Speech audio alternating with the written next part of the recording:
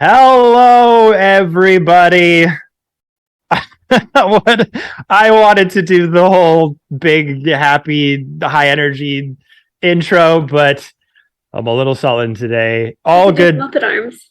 At least we can still do this. Muppet arms, Muppet arms, Muppet arms, Muppet arms. Welcome, everybody, to the final session of Beyond the Realms. It is the last D&D session of this epic crew. 2 years running. Can't believe we made it to the finish line. This is insane. Thank you all so much for showing up here in the Twitch chat to help us end this epic conclusion, this wonderful tale that I've been honored and privileged to share the screen and tell these stories with these wonderful, wonderful creators. It's hard. Like, I've been just nostalgic all week, going through old clips, finding old bits that I loved and hadn't had time to rewatch in a long time. It's just insane, the amount of arcs, characters, moments. You guys who have been watching the show since day one, your comments, engagements, feedback, jokes, memes, artwork, all of it. Like, it's just insane to think about where this story started to where it is now. And it's just been such an honor and a privilege to be a part of something that so many people have enjoyed, seen, given our own fan art lore bits about. Like, yeah. So apologies if I am not my usual upbeat self at the start here. It's all, I'm a little sad, but it's also in a good way. I just love these players and these creators so much, and I'm sad that I don't get to see them every single week. But I'm so honored and happy that we created this story together, that we made these characters together, and that so many of you brought a smile to your face, especially those that we got to meet at Gen Con the last couple of years, who've been watching this for so long. All of this stuff is all for you.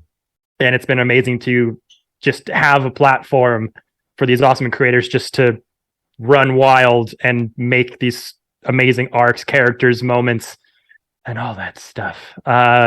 Yeah. So thank you guys so much for joining us tonight. And for those of you that might be watching later, we love you too. Even though some of you never watch it live and you always catch in the VOD, you're still watching it, and we appreciate you as well. So thank you guys so much. Well, because it won't be happening till, we'll still be doing this on the Witchlight streams bi-weekly Tuesdays, but we still got to shout out the amazing sponsors of Beyond the Realms, everybody. You know them, you love them. The C4 Labs, everybody. The people who make amazing TTRPG accessories, trays, all that great stuff. And they still have these awesome trays that they made for the channel with the Dicecream logo on it, available on their site. You can still grab copies of these. They might even still have some of their Halloween trays still available for those of you that like to live your best Halloween lives all year round. And they've been a big supporter of our channel since the very, very beginning.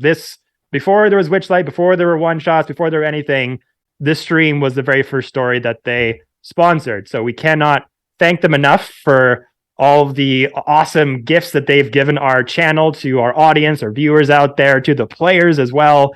They've been a fantastic supporter of ours, and they're continuing to support other channels like ours as well. So if you got a moment, you want to get some really sweet stuff and maybe get it at a little bit of a better price, make sure you go over to c4labs.com and use the code Dicecream15 to get 15% off your first purchase.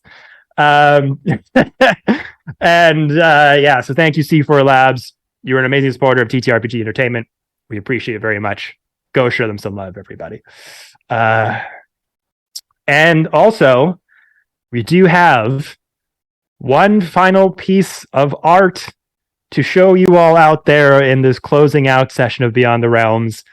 An amazing, really heartfelt piece that our friend Saf here had commissioned, of a particular romance that has blossomed over the time, over the months, over the years, between Ramira and Sir Strange.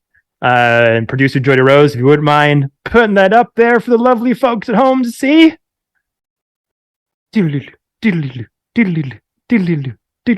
I I think it's on. I think it's on there. I think it's there. It's probably there. Is it there? It's probably there, but it's by an artist called Emma Paulina on Twitter, and she's lovely. And yeah, love you guys. Yeah. I think it's there. Is it there? Is it I there? think so. Is it there? I'm gonna. It's not there. They're Joke's still on you. waiting. There is no art. What did you do? You were just here. Where did you go? Why? I slurped it up. I slurped it up, and I didn't want anyone to see. It's a pretend image. It's clear. Wow. It's a theater of the mind piece of artwork. Theater of the mind. You describe it, and it comes alive in your head. Stuff. Strange is there. Ramiri is there. It's really cute. There it is. Oh, hey, there you go. You describe it, and it becomes an image in your face memories. Hey, there we go. Yeah, the artist is Emma Paulina on Twitter, and she's the best.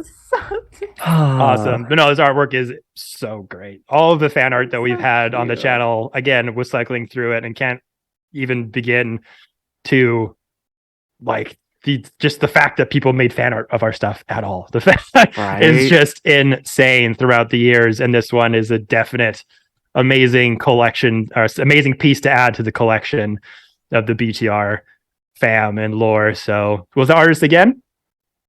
Emma Paulina on Twitter. Emma Paulina. Go check them out. Show them some love. Thank you so much for making that awesome piece of art. We really do appreciate it. And thank you, Saf, for getting that commission for the channel. One last piece of fan art to show you all. Oh, okay. Okay, everyone. 2 years in the making. It is time. It is time.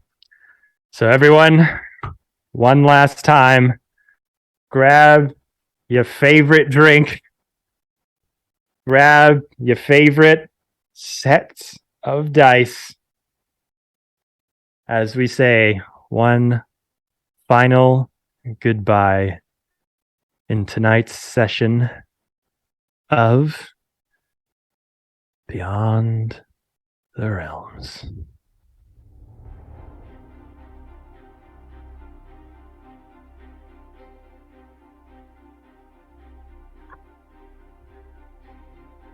Last we left off, the party known as the Frostbreakers had finally reached the end of the line. An adventure that started with a mystery and wagons community led them through the most perilous parts of Icewind Dale, to fighting a demigod and Ariel the Frost Maiden, leading them to the Golden Kingdom of Asgard, to being reunited with an old villain that took them through battles in the Feywild, meeting a mechanic god named Sam, to finally realizing that the realms itself was wider and far more vast than they had possibly ever imagined. With the introduction of Gloomwing, and a storyline of titans and fallen angels, led them here to the Autumn Court in the Feywild. Amongst the beautiful city of Mithrandain, a treaty was held between the Asgardians and the Fey. A corrupted son, Thor, son of Odin, showed up, and after vanquishing, you proceeded to follow Gloomwing to the final act of our story that took you down to the bowels of the Autumn Court to face off against this very powerful enemy. With Gloomwing having collected a series of Titan relics looking to evoke the destruction of all the realms so that him and his former master, a former guardian angel, can ascend into the upper planes and live out the rest of their days. This act you had to stop. And in the final confrontation, you sought out Gloomwing, middle of a ritual. And as it was happening, demon lords stood before you, Shadows of Tarek's past staring you in the face. Fraz, Urlab, and Mammon. Victims, torturers, all coalesced into this moment. You took your stances. You looked at each other, possibly for one last time. And the battle ensued. You all took your positions and took on the Demon Lords head on, realizing that Gloomwing was encased in some sort of anti-magic field with multiple glyphs standing on a pedestal. As you press forward, you realize that the Demon Lords themselves were aspects of themselves. They weren't physically able to be here, being attached to these powerful demonic statues. You took those out, took the fight to Gloomwing.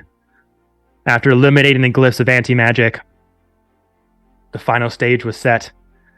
Gloomwing, with powerful relics in hand, welcomed, invited you to end this. And the closer you got, you were joined by a familiar face, Ilya Rilk, armored artificer, pink furbolg, the very close friend of the party since the very beginning. And Fiend's future wife. And Fiend's possible future wife. Took position, got behind Gloomwing, grabbed him with all of her might, hoping to give you an open window for the last strike. But as this happened, her form began to change. Golden horns erupted from her forehead. Her skin began to change. The armor that she wore became green fabric, revealing the god of trickery Loki to reveal himself. In some act of final chaotic deed, took a bag of holding in a portable hole, smashing it together, creating this vast white burst of atomic destruction that could have ended the very fabric of existence itself. And with a split second to decide what to do, it was Rhaenyra that stepped forward. Shouting into the ether, I cast Wish. Time slowed down to a pin drop. The heavens and the realms beyond heard the call and waited for Rhaenyra to finish her sentence. And as she did, she let out the words, "I wish Loki never knew of this place. I wish he never learned of the Titan relics, and that he was never here." And with that, the goddess Saloon came down to the material plane. The very powerful celestial mother of Rhaenyra, and explained to her, you know what this means. To change the fabric of reality, to change fate and destiny itself, requires an equal sacrifice for the balance to remain. Rhaenyra, taking one last look at the Frostbreakers, knew what the sacrifice meant, and agreed. Saying her goodbyes, she took the silver and white lit hand of Saloon and began to elevate towards the stars. Her body fading and disintegrating into stardust. And with one last clang of her mace hitting the ground, the vacancy echoing into nothingness, the deed was done. The white light no longer shining. Loki, not there. The party, confused and shocked as they looked around to hear the clanging, yet no Rhaenyra. As the vibrations of the mace just echoed into the ground, Gloomwing went on with his business and finished the ritual. Before you had a moment to realize what had happened, the ground underneath you began to shake and fall. as the tomb of the Titans had been opened, and the party fell into the astral plane and sea. Titan relics being activated in this alternative plane, rising as zombified dead beholder to take hold of the falling bits of rock and steel, holding them in place for one final confrontation to take hold. The situation began to sink in as Rhaenyra was not around. Yet you had to do what you came here to do. So for some of you, the shock was too great and took you a while to act. Others decided to cast their own wish spell and find another god hidden within the cosmos. And one final deal was made. With Mr. Fiend needing a weapon that can kill gods, met with the god of the symbiotes and promised freedom to end a life. As the party persisted, their worst fears realized, pushed through, and began to take on Gloomwing. But something was strange. All these relics, all this power, and yet Gloomwing never enacted any world-breaking maneuvers, no type of magic that could sunder your souls into oblivion. Glooming, with a couple of new trinkets, was doing the stuff that he always did when you encountered him. And just in mechanics talk of D&D as well, no legendary actions were taken, no insane mechanics were introduced. Just began to fight you normally. Mr. Strange pursuing Gloomwing with a fury and a rage that most of you had not seen in quite some time, with abandon and a disregard for their own life. And as you all began to surround Gloomwing, a vibrancy began to enter the room. As Mr. Fiend's body had disappeared for some time, none of you knowing where they went, suddenly in a flash of shadow and darkness, bamped back into the infinite realm of the astral sea, surrounded by stars and swirling galaxies, still accompanied by a bobbing zombie undead beholder holding whatever kind of plane, like rocks and surfaces you could cling on to.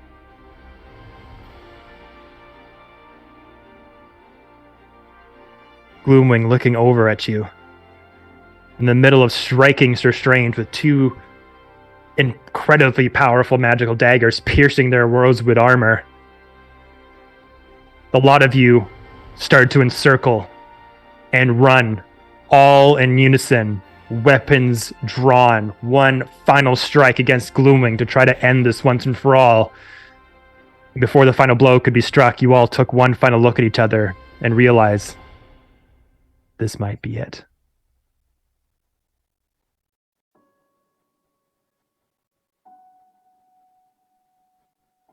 And as Gloomwing looks over at all of you, wings begin to flap with the golden armor that they're known to own. The coloration of red, power for arcana, mixed in with the black oozing of symbiotes. He begins to fly up. My ascension is at hand! Raises the two fists as time begins to slow down again, as he takes one of the mighty gauntlets of part of the Titan relics up. Puts the fist forward, and much like the dust that accompanied Rhaenyra's body, the gauntlet falls off the arm.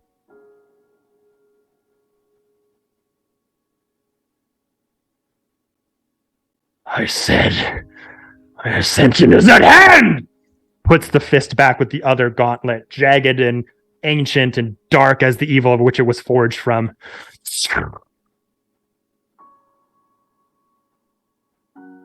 Starts to disintegrate and ash away.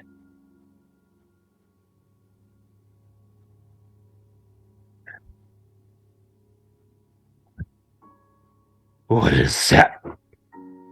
One wing's armor just blinks, and he starts to fall. His head and body smack against the hard rock that the beholder is holding.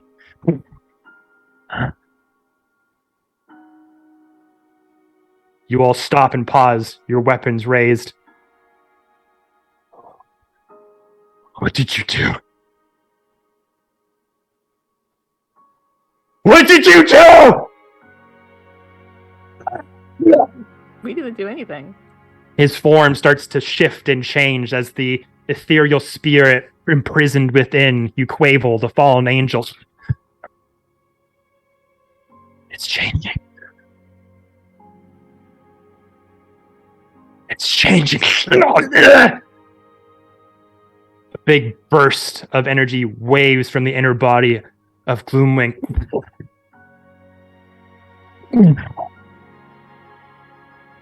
Images of Gloomwing's past, of Uquavel's past that you had been privy to in the beginning of the ritual, some kind of reaction to the magic that's happening, begins to hit you.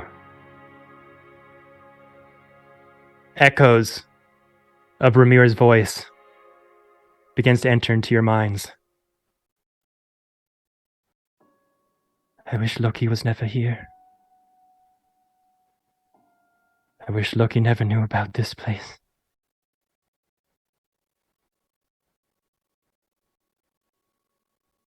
I wish Loki was never here. I wish he knew never about this place. I wish he never knew about these relics. Over and over again.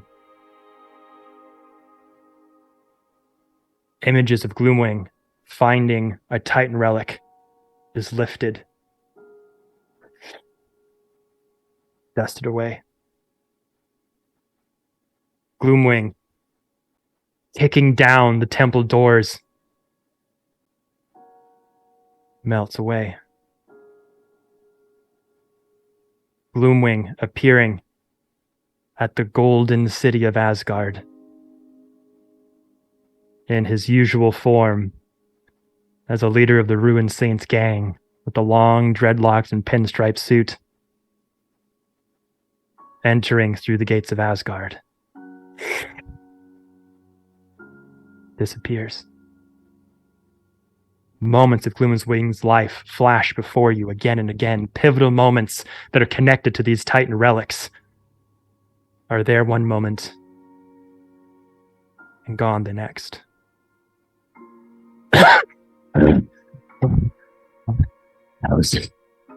What are you doing? Gold armor falls on the ground.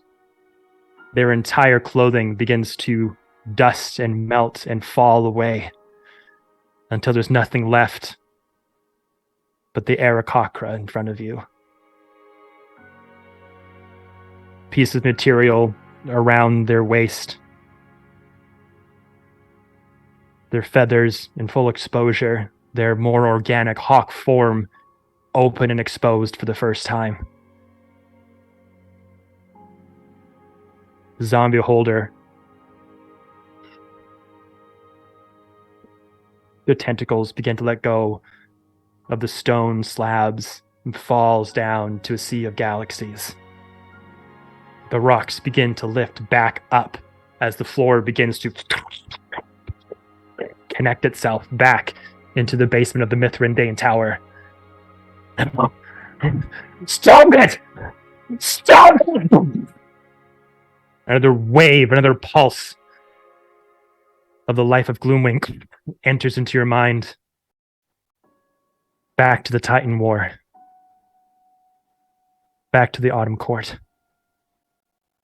At a time where the Asgardians and the Fae came together to fell down the evil foe that was almost given life once again. And through the snippets that you see of war and chaos, good triumphing over evil, Uquavel in his full armored battle angel form swooping down and just creaming aberrations of the astral sea and beyond. You see revelry, victory, a dark red blood sunset over the purple and blue grasslands of the autumn court, as various fires are burned of the decaying bodies of evil that have been vanquished. And the ceremony encircling around the Mithrandane Tower, sealing the tombs of these titans. Pan over to two people, two humanoid figures having conversation by a bonfire, enjoying a bit of revelry, some drinks, Asgardian mead with some really good fey meat burned over a fire. A very young Loki, 2 feet up. 2 chairs, golden horn on the ground, battle armor encased, lined with gold with emerald accompaniment. Big smile on Loki's face, the long black hair flowing in a spring breeze as Gloom comes down to sit. I knew we would win in the end. This was nothing. Gloomwing looking over to Loki. That, I don't know about you, friend, but that was one of the scariest battles I have ever been. If we didn't have that backup from the upper planes, I don't think we would have been able to prevail. Nah, not this time. The Asgardians have got this under lock and key, my friend. But how? Well, you see, we've put the people responsible for this to justice, and we found out that apparently there's some relics that they found to be able to put into action of raising these beasts. But we've hidden them away. No one's ever going to find them now. Put them away? Are you going to share this information? I mean, I think the most of us know we could set up some more guards, armaments, hide the breadcrumbs, the clues. Oh, well, where's the fun in that, Gloomwing? Well, I could let Uquavel know. We could have a special sect of the upper planes to be able to guard these things so they never get used again. As Loki kind of tears one last morsel of meat off the bone of their dinner. Well, I don't know if I should tell you exactly where they are. I don't think that's very fun. But maybe some choice reading, some fun locations to visit. And if you ever have any questions, you can always go to the Academy of Arcanum in Asgard. They usually have some good reading material that we'll have on hand in case anyone ever goes after these things again.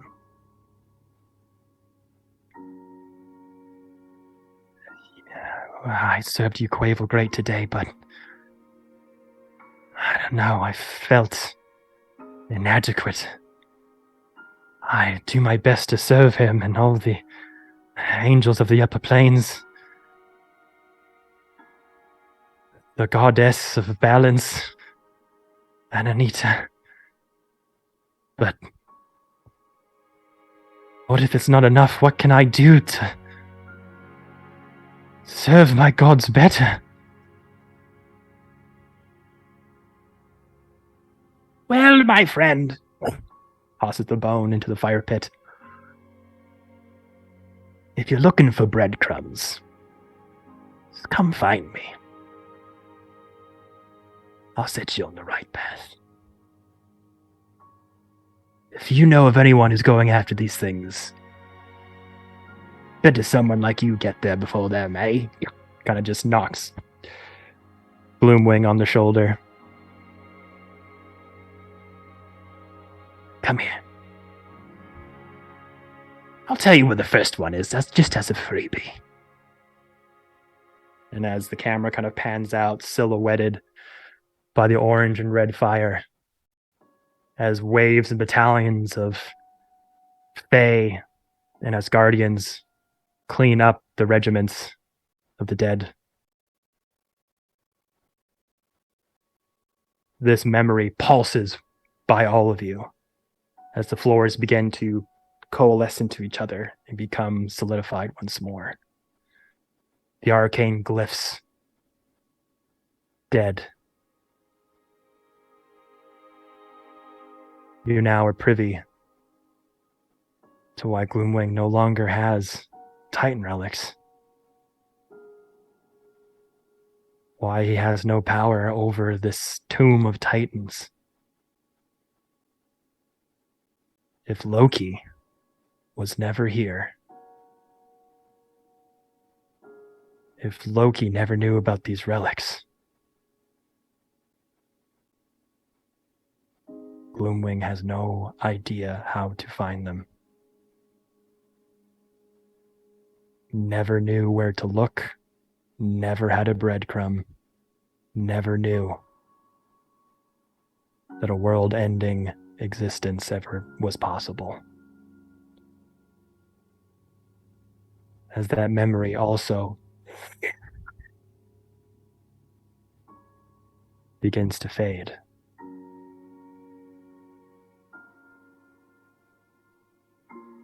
Gloomwing knelt down on the circle. Feathers abound on the floor. Pieces of his feathered body start to become unplucked and fall to the ground. Some sort of decaying nature of the magic being taken away from him. And this weaker form is now exposed to all of you.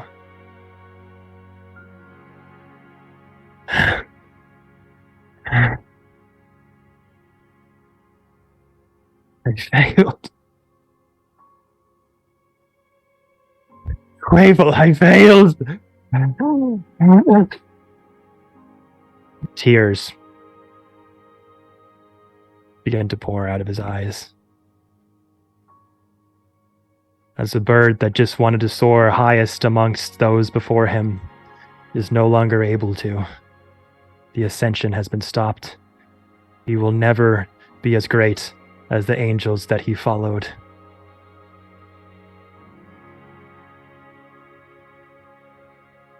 So, Frostbreakers, what would you like to do?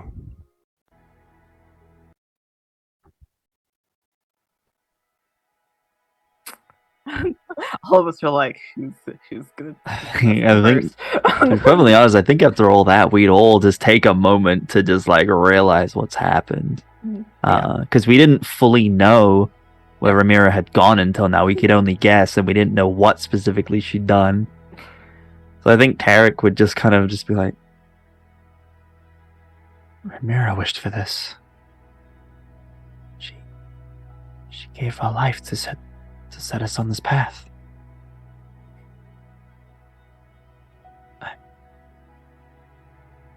We always knew she was the best one of us, though. She is. Present tense.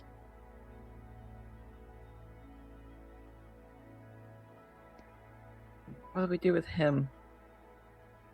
That is the question.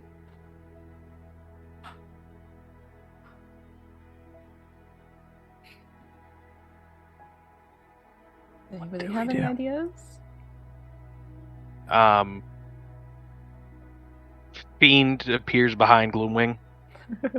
Just a plume of shadows.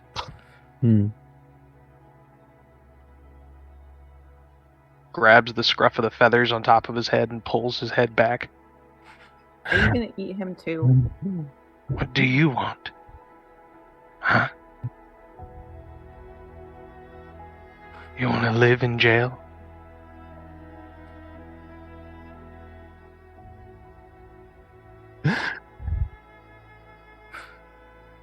He's just sobbing. How far he's fallen. He's fallen pretty far. No.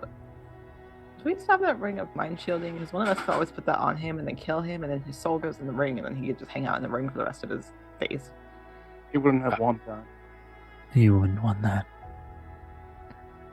There is something I do want to check, though. And Tarek will kind of step close to Gloomwing as Fiend's kind of holding him and will kind of just kneel down in front of him, just looking dead in the eye. You Quavel. You still in there?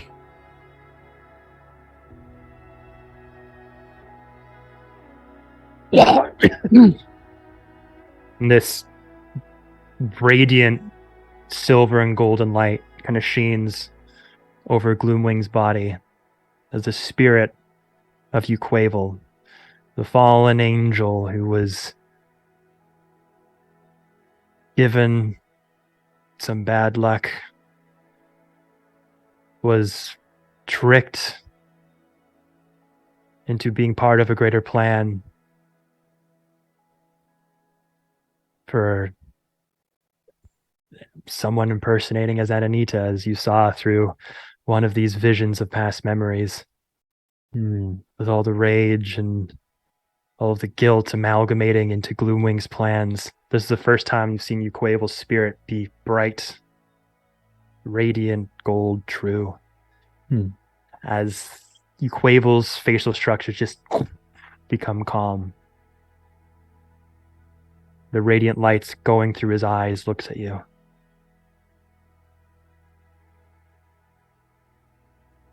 I'm sorry.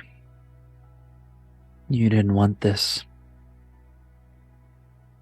I had a feeling that this was being done against your will, and well, Gloomwing made it pretty evident. He thought he knew what was right, but he didn't want that. We asked him what he wants, and he didn't seem to have an answer. So I pose the same question to you. What do you want now?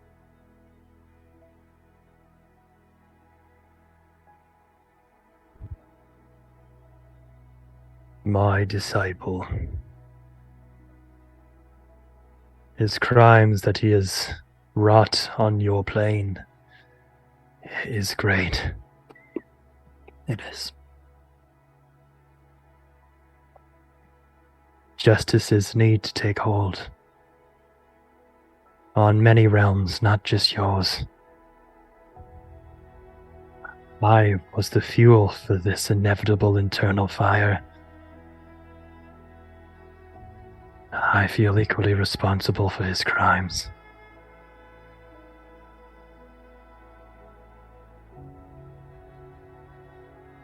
The will of the people belong to you. The will of the realms is in your hands. Whatever fitting end you have for my disciple and myself, we do so willingly. His heart is broken, his spirit nothing but a puddle on the floor. All he wanted. Do you know if there's a way we can separate the two of you now that this process has taken hold? You share a body, but if you were to pass on, or if there are some other process that could undo this, is there a way to separate the two of you?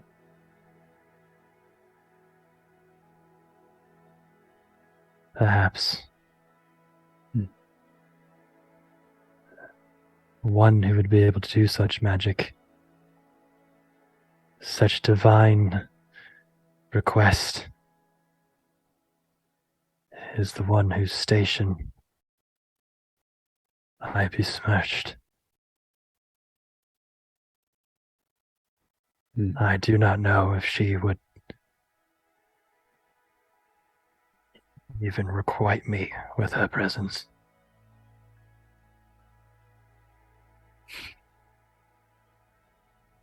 I think she owes us a favor.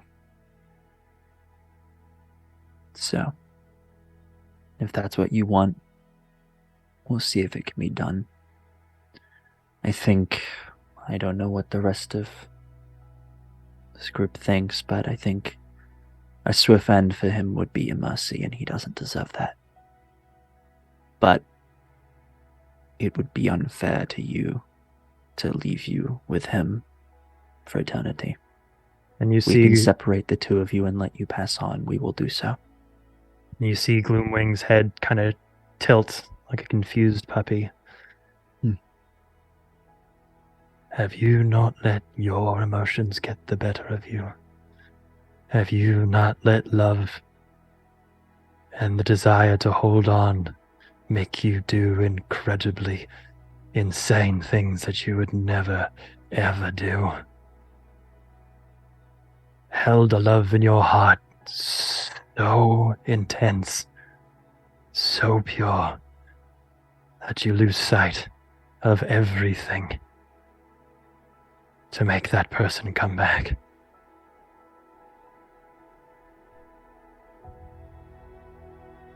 Yes.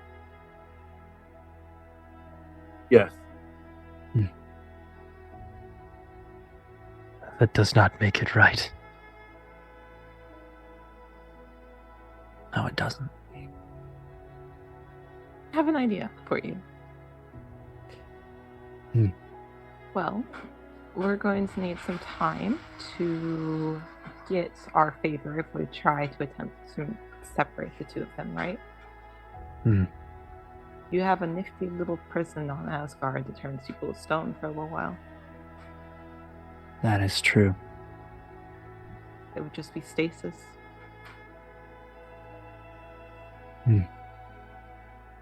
That could work until arrangements can be made. It's just a temporary thing. Why don't we have to go there anyways? Yeah. I can do Yeah, it. we do. Oh? What? What? I can separate them. How?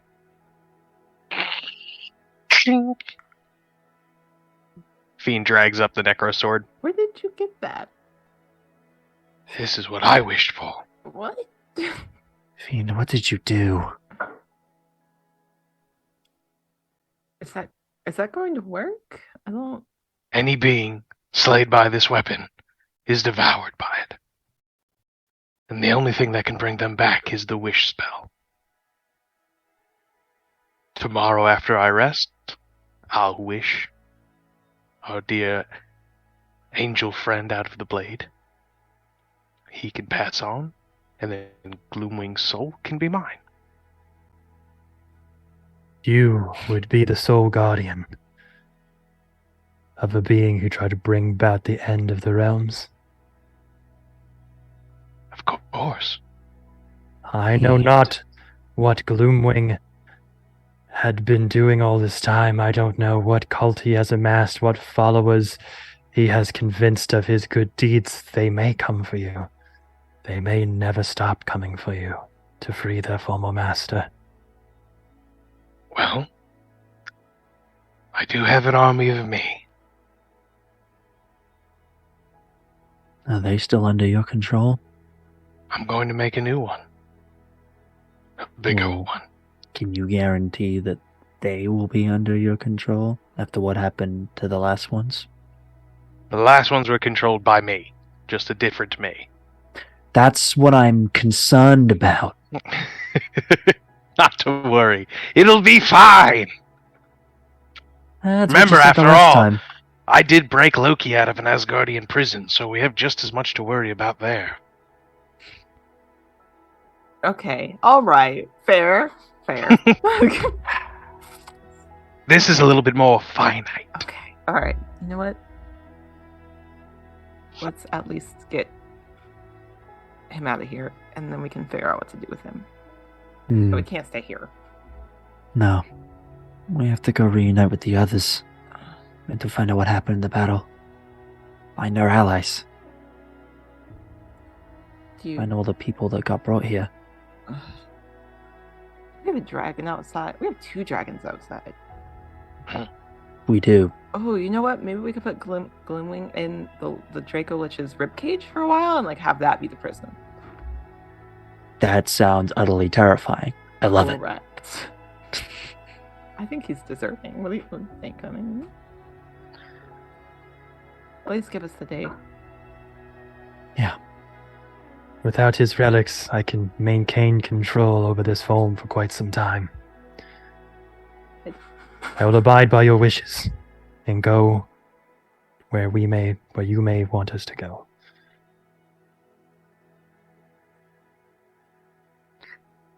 Can you give him back control for just a moment? I have something I need to say. As you That wish. is all right. Head drops down.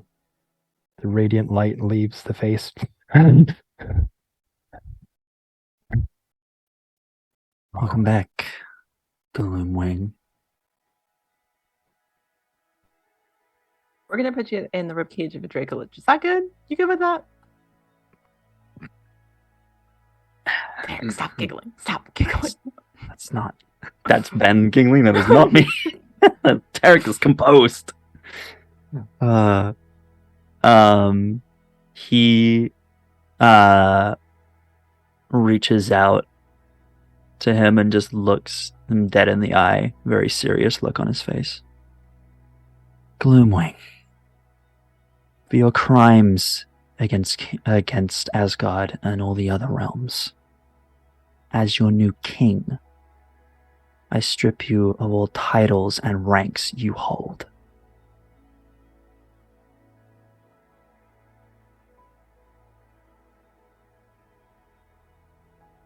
Any claim you had before is now gone.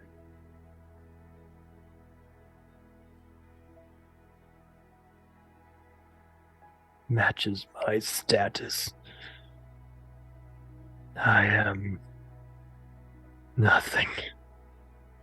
I'll never be anything but what I am. I'll never be reunited with my love. I will never see him in his true form again. You know what you did. Don't try and beg for sympathy now.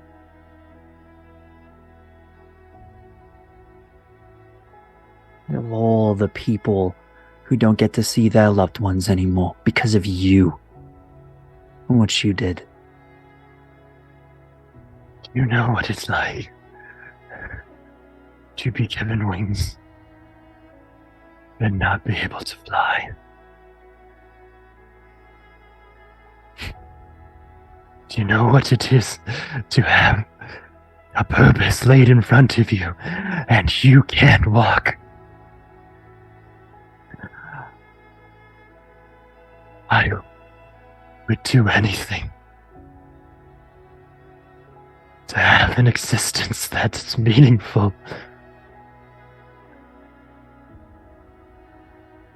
And now,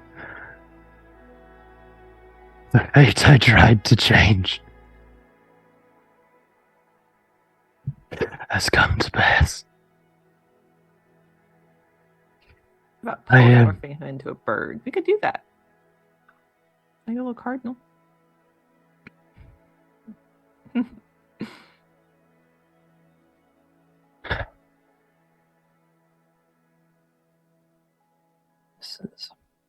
This is the destiny you chose.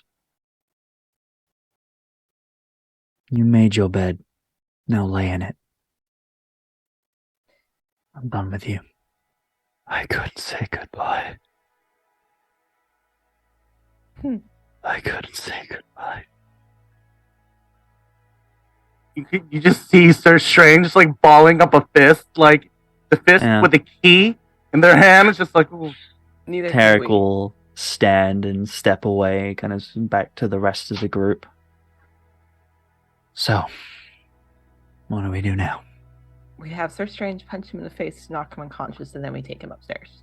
Before you say, maybe before Sir Strange, just like straight up like, You had me at punch him Oh. in the face. Oh. Right hook. Okay. Goodbye. Deserved. And I'm just gonna have Sir Strange just walk like I'm. Sir Strange just very Right hook. fast paced Yeah. walks over to Gloomwing. Their exposed knees on the ground and a iron gauntlet fist just hit so That's it. hard that the knocked out instantly with the other side of the face just slamming on the concrete. Oh. Wow, I haven't even Problem been solved. talking yet. Okay. That works, I suppose. Is Ramira's weapon still in the room? Mm-hmm. I pick it up. Like as I'm like, oh, that was fast. I reach down and pick up her mace. And I Alright. just hold it and stare at it for a couple of seconds, and then I'm gonna try something. I don't think it'll work, but I have to try. What are you gonna try? And Farrell's going to use her 9th level spell slot to cast True Resurrection. Hey. Damn. She has it prepared at all times. Does this require any rolls or anything on your part, or it just happens? Let me read it. You could let's see. Spell can provide even a new body if the original no longer exists, in which case you must speak the creature's name. So as Farrell is holding the lance or the mace, she'll just under her breath say, "Ramira, come back to me," and it's instantaneous. Casting time is an hour, but we've been standing here, so Okay. she's been working on it while we cast it. Do we have the diamond dust we need? Yes. Oh, this is holy water and diamond dust, and she's Farrell's Ah. got it. Gotcha. Cool. Yes. And how do you She. enact this true resurrection? Do you lay out her mace? Do you draw any kind of she's like going ritualic to- circle? Do you all kind of hold hands and Yeah, think I of think memories of Ramira?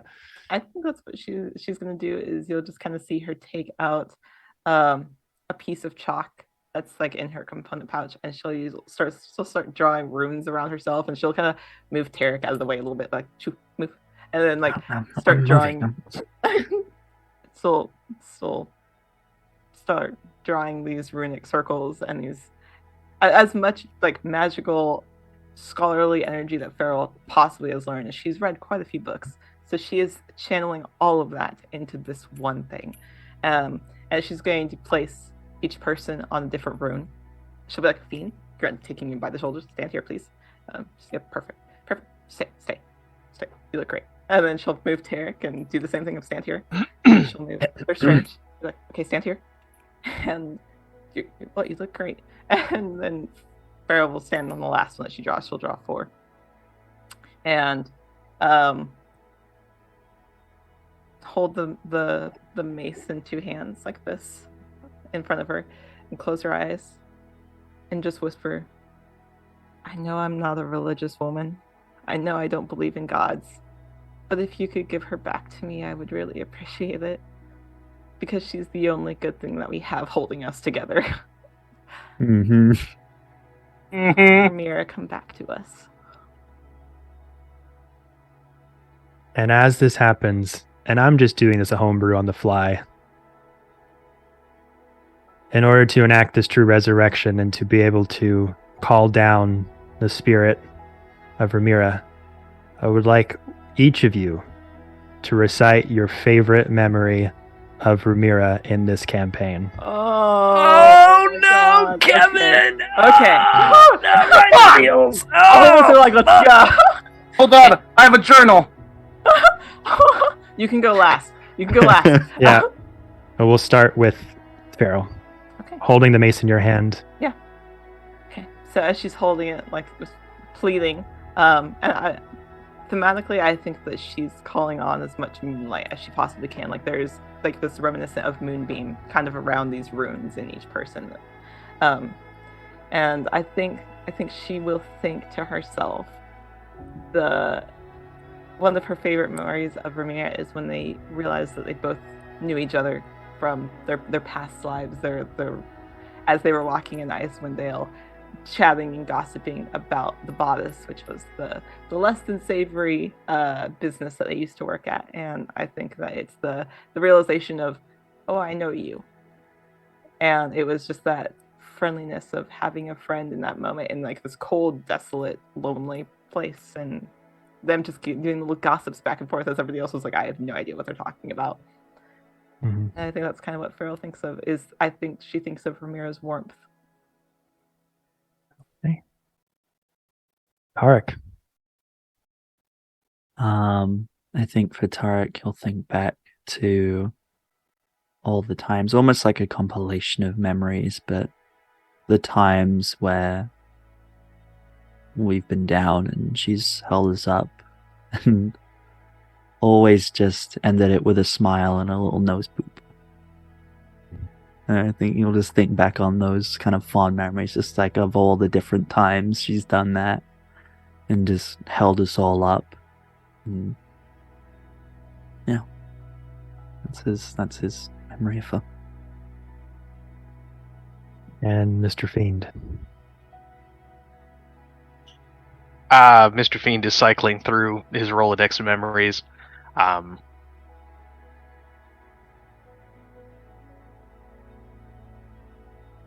would say my favorite moment was when I was sitting in my office at Wagons Community, and this small woman barged into my office and demanded that I read her resume.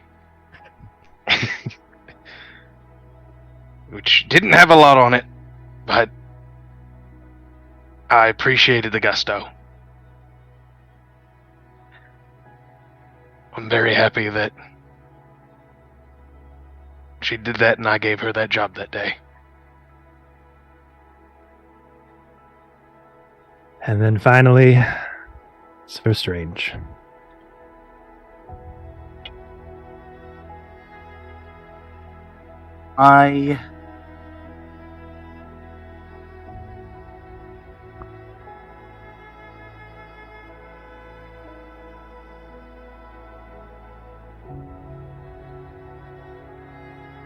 You got this. Oh, sorry, I was speechless for a moment. No, I knocked my microphone. Moment ruined. Okay, give me 1 second. Sir Strange just sort of stands there, sort of going to pull the little ribbon that they used to have tie around their pauldron, but remembering that they had cast that a long time ago, during a moment where Sir Strange was certain that they wouldn't come back. Sir Strange just looks at the circle. Yeah, so many memories I could pull back from. But I'd have to say in the beginning, there I was, in Asgard, minding my own business, just by a tree, staring over at the many flowers and the grass. And suddenly,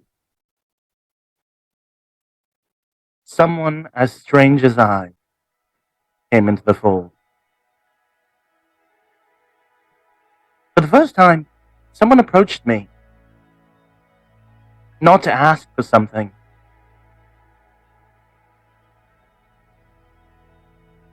but simply to know me. At first, I thought she was kind of weird. Admittedly, at that point in time, something in me told me to run. Like I've always done. But when I put the flower crown over her head, and she smiled, I knew this was the start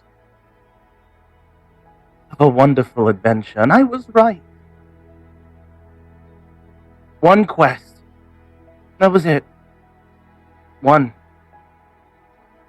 And I could rest peacefully in Asgard for all my years to come. Could have had an easy life. Something simple. But for Amira,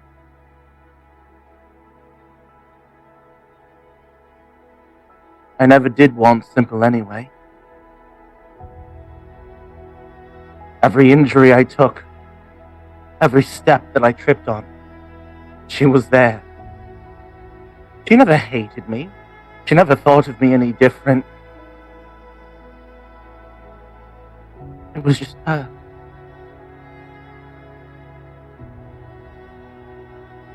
Something made sense.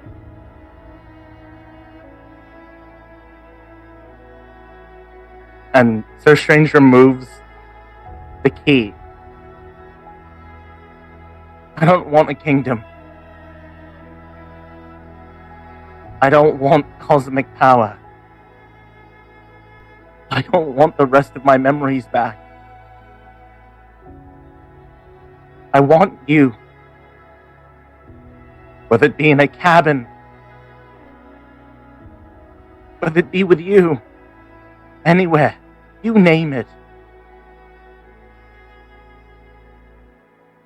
I said, I want you, not need you. Rhaenyra, I need you.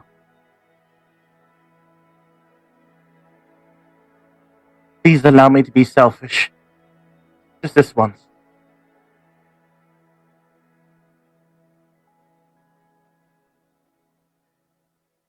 And Sir Strange holds the key where their heart is.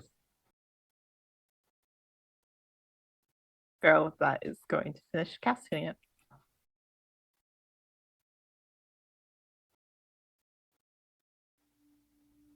You see a beautiful ray of moonlight descend, and a shimmering visage of Rhaenyra appears. And as she moves, she glints, and half of her looks like her changeling form, and the other half changes into the human you always saw and knew. And as she continues to walk, she grabs Tarek's hand, and she just kind of pats you and throws her arms around your neck just like she did when you were upset. You have gotten so kind. God, I never thought I'd see you be like this. And don't lose sight of that. Thanks to you. And Every she word of drifts. encouragement you gave me. She kind of puts your hand to her face. And she gives it a gentle kiss as she lets go of it, and she shifts over to Farrell. And she again hugs, but softer and more delicate, like mist over a lake. And she squeezes you tight. I know how much this costs you. You always took care of me.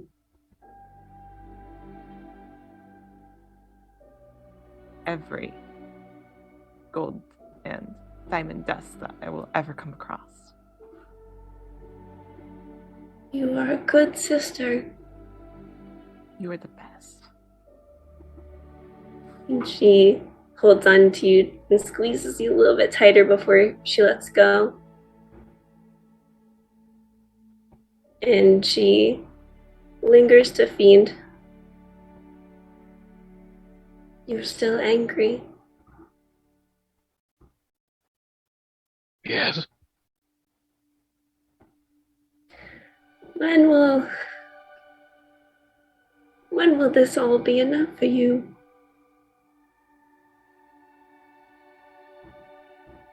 I don't know. I just want people to stop leaving.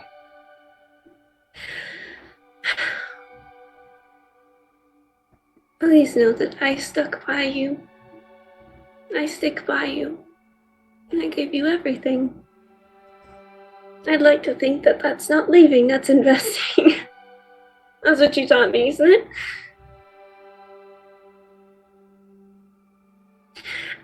And she kind of punches you a little bit in the chest like she usually does. I have yet to see a return on my investment, so I hope you will make good on that. Don't worry, I seem to remember you owe me quite a bit of gold still. Yes. That's true. And she hugs you. And she puts her hands on your face. Be as good as you can, Fiend. Okay. And she lets go of you. And she finally drifts over like a morning fog to Strange. Oh. Strange. I'm not letting you go. And she I know. hugs you. Mr. Strange hugs tight. And she pushes the curls out of their face and wipes the grime from their cheeks. I know what you're gonna say. And I know it's not something I want to hear. But knowing you and how crafty you are, and you'll probably find a way to say it. But let me say this. I won't stop fighting. I'm not gonna let go. Every time I've let go of someone or something good, I've regretted it. I'm not gonna have any more regrets. Yes, be angry at me, be upset with me. At least I know you're there.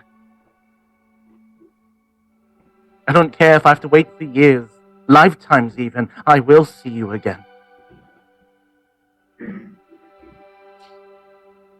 And she kisses the side of your face and buries her face in the soft hair that you have that pokes out. You gave me a wonderful gift, Strange. You taught me that I can't live for other people, that I have to live for myself. I will forever be in your debt.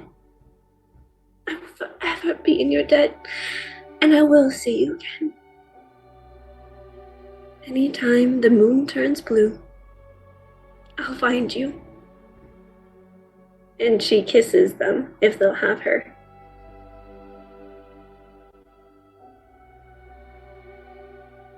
Strange kisses her, but afterwards says, "Wow, only someone like you could make the moon so sad." And they kiss them again, and it's deep and sad and full. And as you probably think she's pulling away from you from the kiss, she starts to apparate into a white-blue mist that turns back into moonlight, and she dispels into the night.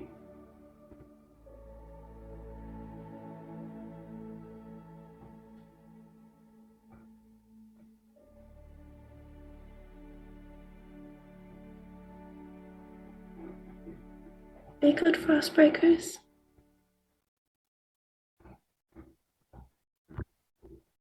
See you later.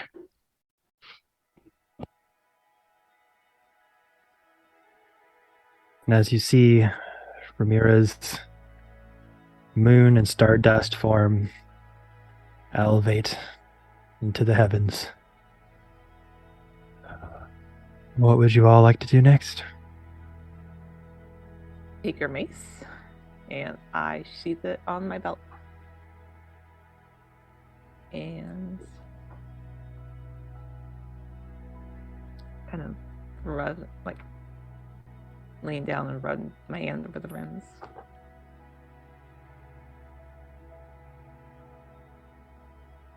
Strange is just gonna quickly like wipe their eyes and just puts away and says to themselves, "Oh, I really am like my father now." Oh, strange. Don't worry, buddy. We're here for you. Oh yeah, we'll just block out the trauma with humor. What we do, right? That seems like a very unhealthy coping That is mechanism. how I cope, Tarek. Let me have this. Okay. It's a bit healthier than how I normally cope. Yeah. You know Listen, what? This is an I am- improvement for you. I am 5 bad jokes away from eating that gloom wing over there, so I'm using whatever I can. Okay. You look down and see just like a pool of blood like forming by the side of the head. It's a giant crater in the stone where their head got creamed. Bleed faster. Just to make sure he's definitely not dead, is he? Kevin, Gloomwing still had some symbiote magic in him, right? No longer. Okay, Hmm. just making sure. So, Tarek, you might need to carry Gloomwing because I don't think. As I look over to Fiend and then Strange is able to, because he will not make it upstairs. Oh no. Sure thing. Also, Yeah. Fiend looks like he's held together with. Fiend's at full Yeah. health with 50 temp, but he looks like he's held together with tape and spit because he's cast Wish twice now, You're where it's looking devastated his strength. Tarek will just look to Fiend and be like, "I'll get the bird. You get Fiend. I think he needs a walking stick." Don't worry. Have gun Don't use the spear of Asgard as a walking stick, Fiend. This is as good as any. Just lightning crackling around it. I don't This want is to where be we're here at now, anymore. using god weapons as fucking walking sticks. Okay. It's better than what they should be used Okay. for. Pick up Come on. Gloomwing. I don't want to be down here anymore. Yeah. Let's get out of here. Do you want me to polymorph him into like a turtle? I don't know. It could be kind of funny. We're still talking about Gloomwing, right? Yes. Yeah, no. Okay. I mean, unless you want to be a turtle. I mean, Carol, I love I have I love you. I have to say this, but if you turn Gloomwing into anything smaller, Fiend and I are going to be tempted to throw him somewhere. And That's a good point. Okay. All right. Never mind. You're right. Let's go. I mean, I do still have 2 polymorphs. we're going. I don't want to be Okay, here I guess anymore. we're going. Don't Wait. want to. Wait, who's got Gloomwing real quick? Tarek Me. does. Okay. I'm gonna let Tarek go first, and I'm gonna walk behind Tarek. That way, he's not ambushed by these two. Yep. All right. Poke him with a Okay. spear over Tarek's shoulder. Tarek will lead the way back up the way we came. Okay. Back out to the entrance into the city. As you ascend the obsidian stone steps that brought you here, wafts of campfire and smoke begin to permeate in your nostrils. Coming out of the darkness, shades of orange and yellow and red start to peer to the front halls of the Mithrandane Tower as a red-orange sunset similar to the vision that you saw in Gloomwing's past begins to set over these lands. With each echoing step in the obsidian stone through these front hallways, you open the doors to see the fields of purple and blue grass ascended with multiple bonfires, smoke rising into the air. Many bodies of mind flares, some Fae, some as guardian, some being tended to wounds, some being picked up off the battlefield. Whatever battle was raging out here had been won. And with that blood sunset making it very difficult to kind of see in the hills beyond, there's some guards near you, some Fae, some as guardian. Looking over the scene, it's kind of hard with the sunset light right in your faces. But if there's anyone you wouldn't address, you may do so. Tarek doesn't want to carry this body forever, so he will probably find some Asgardian officers to kind of take care of the body and make sure that the body is bound just in case. As you step down the steps, the white dragon that was summoned before going in here still stands at the foot of the tower with many mind flares piled up all around them, some scarring on their body, some holes in their wings, but looks like they held the line. Thank you for your assistance.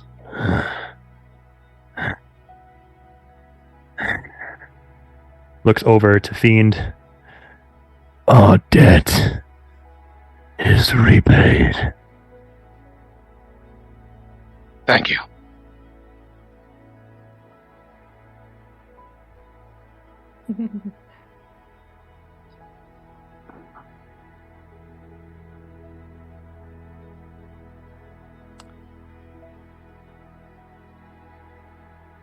Farrell's looking around for Salil. That if he's dead, she is going to kill him again. You see various platoons of both armies and bodies kind of scattered amongst the fields.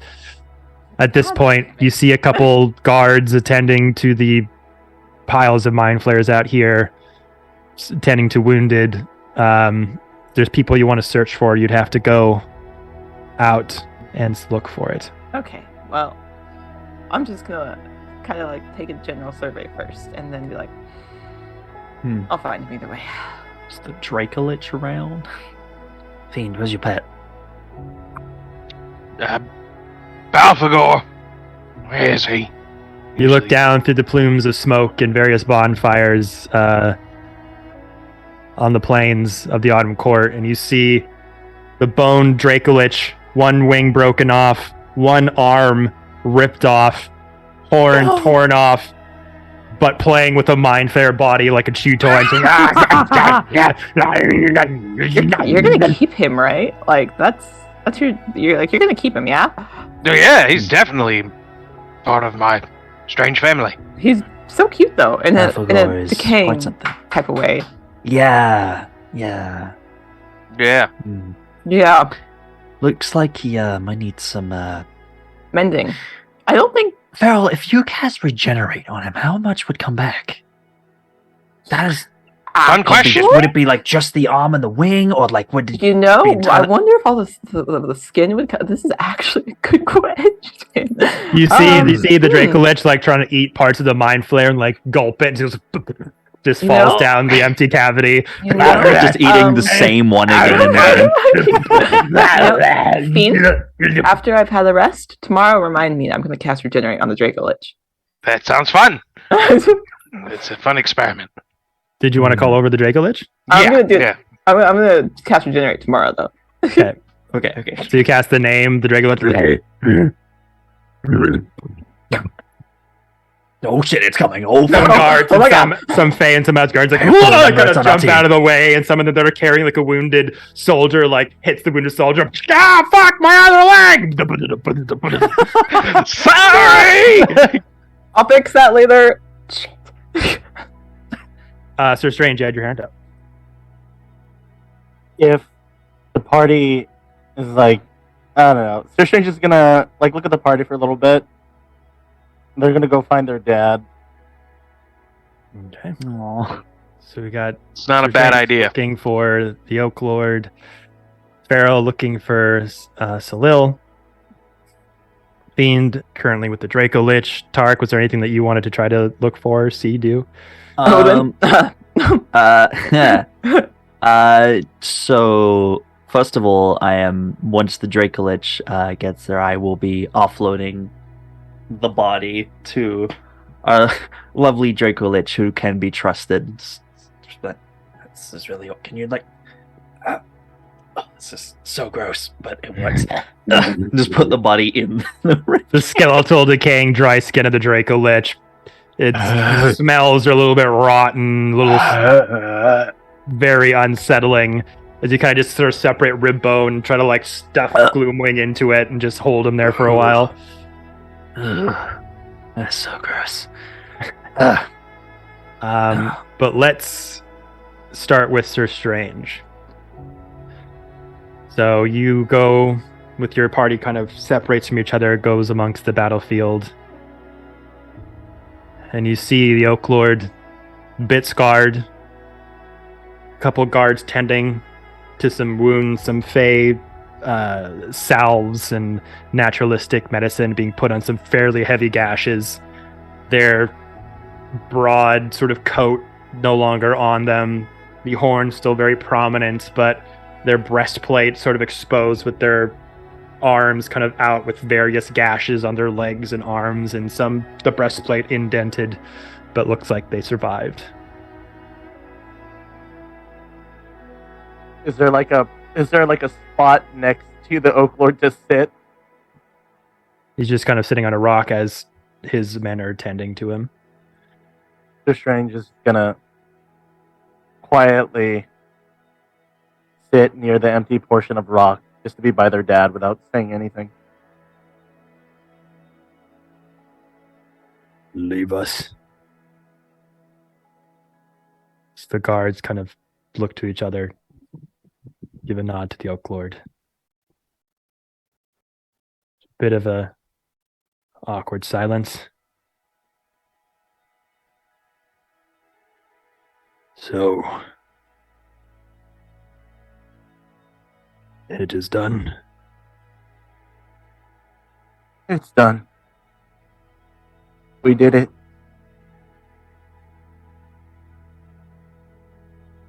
Good. Us here as well. Victorious. Mind flares were many, but it looked dire for a moment, but we had a little bit of last-minute help that came in and really turned the tide.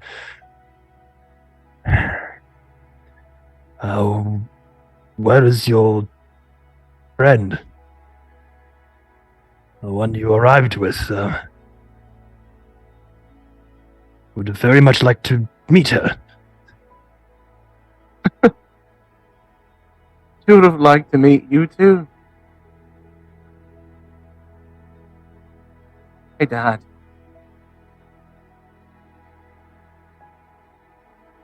How did you heal the last time? It hurts so much. Hurts even. They also say the Oak Lord, kind of from your reaction, kind of pieces slowly together what has transpired. And looks at you and kind of looks down to the ground.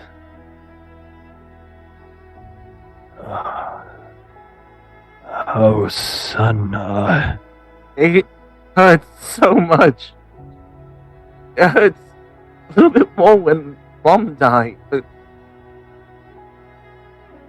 I think this is the first time I'm not trying to make a curse make the pain go away this time, so it's the first time for me. And there's still a little bit of part of me that makes me want to forget, but how could I forget?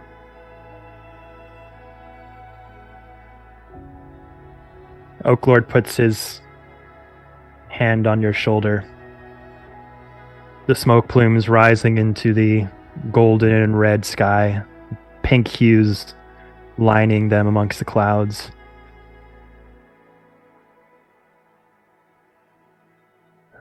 Son, I know what you are going through. And in my hour of need, I was weak. I was not as strong as you. I chose the path to forget, or at least try to forget all ties with the woman that I loved and lost. The pain was too great, and I sacrificed all connection, memory,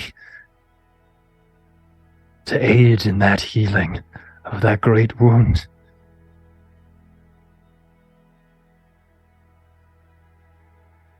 But nothing would ever heal the hole that she left in my heart.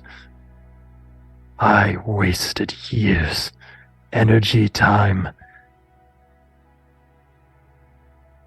and lost the people that I hold dear in order to forget the memory of her when I should have honored her. The pain you're feeling now is the feeling that they are not around, that you'll never hold them again, you'll never see them again, you'll never hear the whisper of their voice in your ear, but that's not so. As long as you hold her in your heart, she is always with you. And if I had been any... And he chokes up for a bit, looks down at the ground, hiding away his pain from his lost son. If I had just honored her the way that you honor your love, maybe there would never have been any distance between us.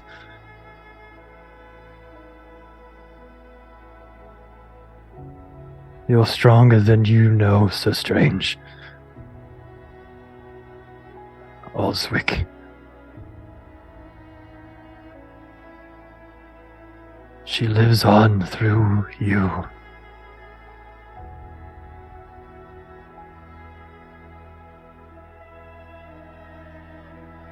Strange, holding it in since after punching Gloom in the face, sort of lets it out. They're coming in waves now.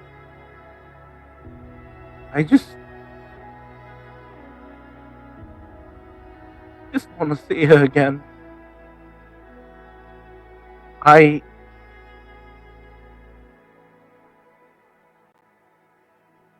You're gonna laugh at me, and you should.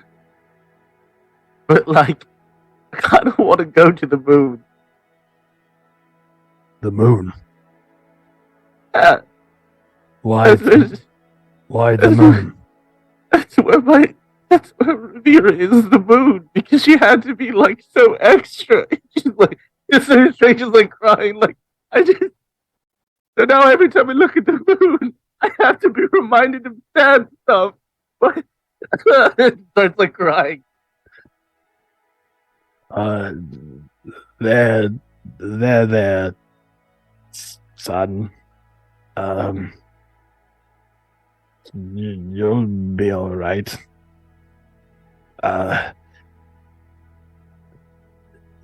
Is Saloon their patron, by chance? Saloon's their mom! I know, just calm down a minute, Rick. I know. Oh, the moon is their mom. Yes, I know. It's okay. He reaches into his belt with some leaves, kind of accustomed to his garments, and pulls out some fresh lavender and be like, "Here, smell this. It'll make you feel better. It's okay." I take the leaf. Saloon is their patron. There might be a way. There might be a way we could let you visit her.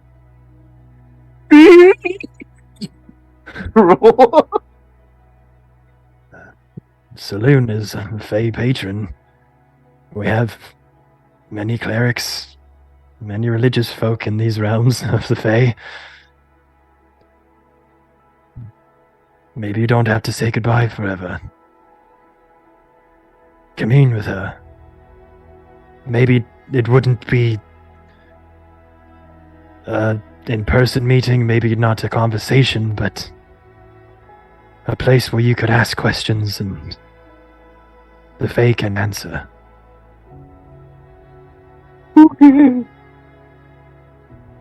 That is if you choose to stay.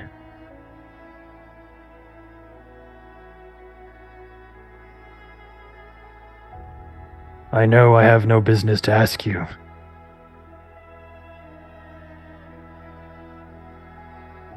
But the Autumn Court is your home too.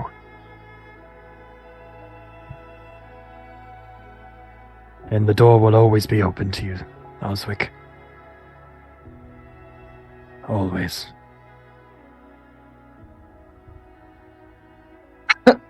Just like wipes the. Yeah. Oh. My place is with the court. But I'm trying to be better. And you said,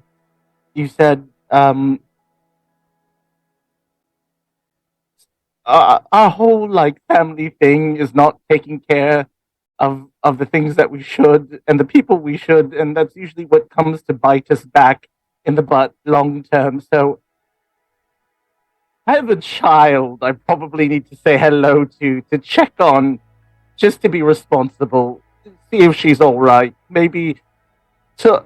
Oh right. Oh, I didn't tell you. Okay. You're a granddad. So you're a granddad. You're a grand fae? You're a grand fae. I also don't remember. I didn't actually properly deal. I also might have a wife, but it's long term, it's complicated. We'll talk when we get there.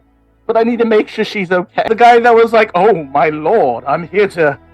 Oh, the Shadow Guy. It was Neff. Neff. Yes, there was like one by the name of Neff, and they're the only person I know. Oh no, they probably told Mother already. Oh, Mom's gonna be so mad. Oh. Does anyone know that your granddaughter is Fae royalty? Just Neff. Maybe Mom. I didn't know. I did a thing where I just disappeared. It was a curse thing. Right. And I need to. We'll visit. Or at least. Yeah, I would. Like the Oak Lord's just like very much not in their element anymore. Just like a dad who's been away for a long time, coming back to the family. Just like I could be around maybe if you want. We'll visit. I just got to make sure that Marilyn's okay, and I still need to remember her mom's name. You'll find out, and I just get up. You'll find out. You'll know. If I'm dead, well. Probably my wife, ex-wife. Thanks, Dad. It's just like complete 180 of a person. Like whoop. Later. The more you talk, the worse it got. Like I'm missing the love of my life, but also I can't remember the name of my ex-wife. my wife. Bye-bye. And the Oak Lord's just like, well,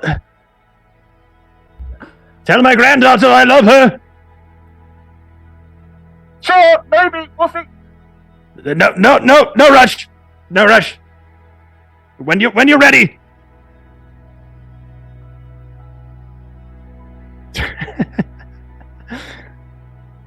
All right. After that awkward conversation, we go over to Farrell. Oh, hi. as you begin your search for Salil. And you start to enter more into the multiple bodies sort of being collected over these plains of Asgardian, of Fae, and Mind Flare. She is giving little heals to individuals that she passes that may need it, like on their side. Like, oh, here's a little heal for you. A little heal for you. Like, oh, thank you. You're welcome. Sorry. You get a heal, and you get a heal. She's just Everyone doing gets a heal. minor things as she walks. She's like half doing that. As You she's see more someone looking like slow. carefully stitching up someone's wound, like, now, hold on, just don't move. This took a long time to. Oh, come on! I spent a long time. Sorry, that was an accident. You're doing great. Shit. I think the needle is stuck in there. Oh, it closed too fast. And just like hear that as you just keep walking by. Fine. My glove was still in there. Exactly. It's fine. You'll figure it out. You're doing great. Shit. It's not like there's many blue tieflings, so she can't be like, I have no idea who did that. Like. And as you start to look around for Salil, you're having a hard time finding them. And at a couple routes, you sort of just start to turn over bodies that matched kind of the similar clothing style of Salil. She's muttering to herself. She's like, you're dead. I'm going to kill you again. I will bring you back just to kill you again. Like, I'm not doing this. And then you start to enter out of the sort of flatter, rolling hills of this land and kind of go into the tree line. I swear to God, if you ran like a coward, I'm going to kill you myself. And through the forest, sort of high up in the branches, you hear the strumming of an instrument and the plucking of strings. And you look up to see a pile of mind flares mounded around the base of this tree. Blood and black ichor coming out of their eardrums and out of their porises of their eyes. And just starts to hum a tune that you've recognized before. The same one that he hummed when you first walked into the concert in the little town in 10 Towns about a certain girl leaving him. And he has his back to you as you see him up in the trees. His clothing is kind of tattered and ripped, and part of his armor is kind of at the base as well. But he's just singing a couple of that little catchy tune to himself as you approach, and doesn't notice you. I think she's just gonna pick up a pine cone. She's like, and just real quiet, pick it up, just kind of like weigh it, be like, yeah, that works, and just yeet it at the back of his head. Go, and it kind of hits him forward as he falls off the branch, does like a full rotation somersault, and then lands on the ground, and then flings up his sort of ukulele, like small guitar instrument, and blades just shoot at the sides, like, oh no, do continue. Okay, look, I know how this looks. No. I mean, you need to understand that this song, it brings me comfort. It's not that I'm talking about the lyrics necessarily. It's just the tone of it. You know, I sang it for so long, and it was a part of the tour, and it was one of the main reasons people came, and I didn't know where you were, and I didn't know if I would see you again. I'm just gonna grab his face and kiss him and like, shut up, stop talking. And the guitar just falls and hits the ground. The blade sinks into the grass. It'll be like a quick kiss, so I'll just pull back and be like, shut up. Just shut up. Yeah, nope, Yeah. shutting up. Yeah. Just Shutting know up. when to stop talking. What happened in there? We lost Ramira. Not really lost, but she's not here. Oh, What would you think about making a new song? One that talks about the moon. I think it could be a hit. Yeah, for sure. People love the fucking moon. Right? That's because she is radiant. Oh, she fucking writes itself. Jesus Christ. And just like starts to reach into his side and starts to write down notes to make some lyrics, things to accent into it. But I am sorry you lost your friend, though. I know how much she meant to you. yeah. But we stopped everything else. I mean, it looks like you leaning over and looking at the mind flayers. Looks like you took care of quite a few by yourself. Yes, me and some of the Asgardians came up with a plan. Well, really, it was more of the Guards Captain's plan. I run into the fray, loudly start singing a tune. They all see me, kind of charm them a bit to chase me into the forest line. I run up the tree, and I just frickin' take them out from the top. Okay. It was a good maneuver for a while, until they started catching on. And then I had to hide up here for a little bit, but I did my part. I felt good about it. It's not every day you get to be part of an Asgardian Fey war against mind flayers and remnants of dead things from other planes of existence. So, lots of material for future songs and that. You're gonna write a ballad about yourself? I mean, come on. How else do legends get told? By other bards. You're not there! We have another bard. We have Thayer. She's just at Asgard. Okay, alright. You know what? I forget that there are normal people who this is not an everyday occurrence to them. So that's gonna take some getting used to again.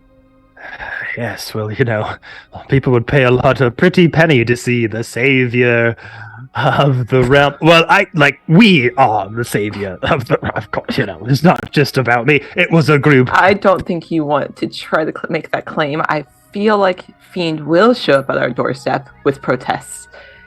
And that's putting it nicely. So maybe we'll workshop it. We'll workshop it.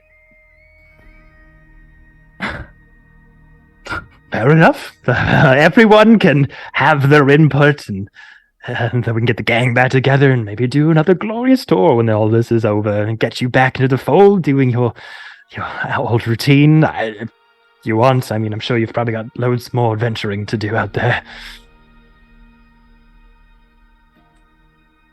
I think I have a different plan.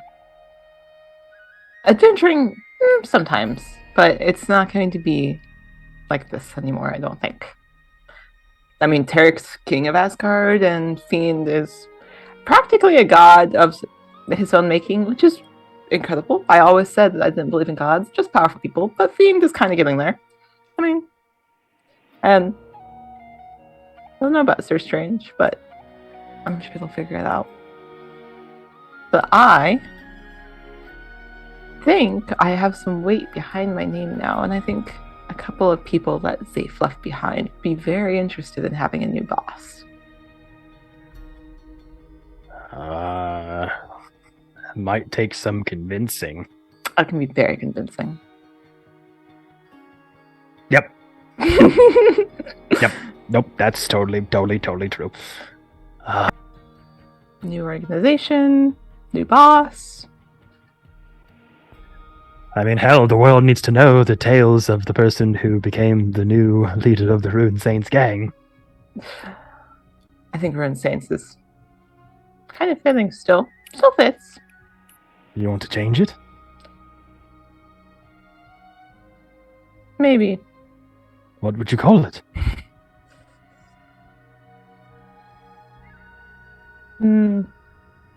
Maybe Frost Slayers. Slayers of Frost. We'll see. You know what? I think Fiend might also have a couple of good ideas. I think he's very good at naming things.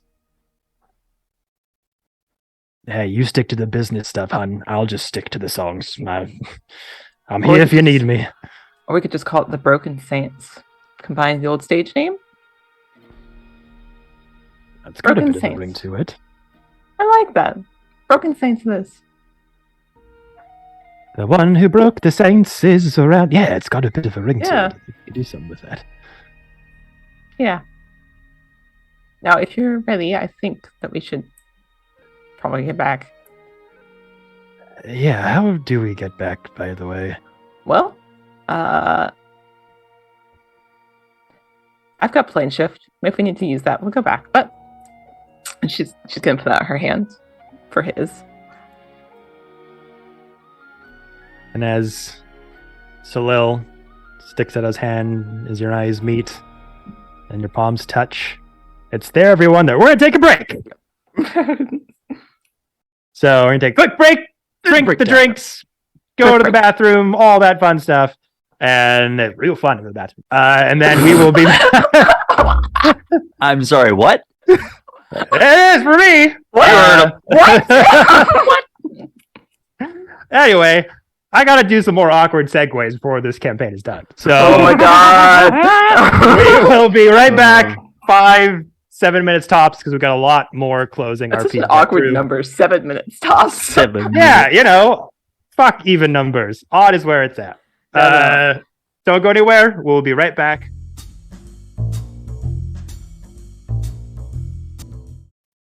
Hello, everybody.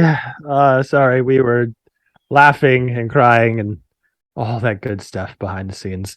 Okay. Let us jump back into our final session of BTR, everybody.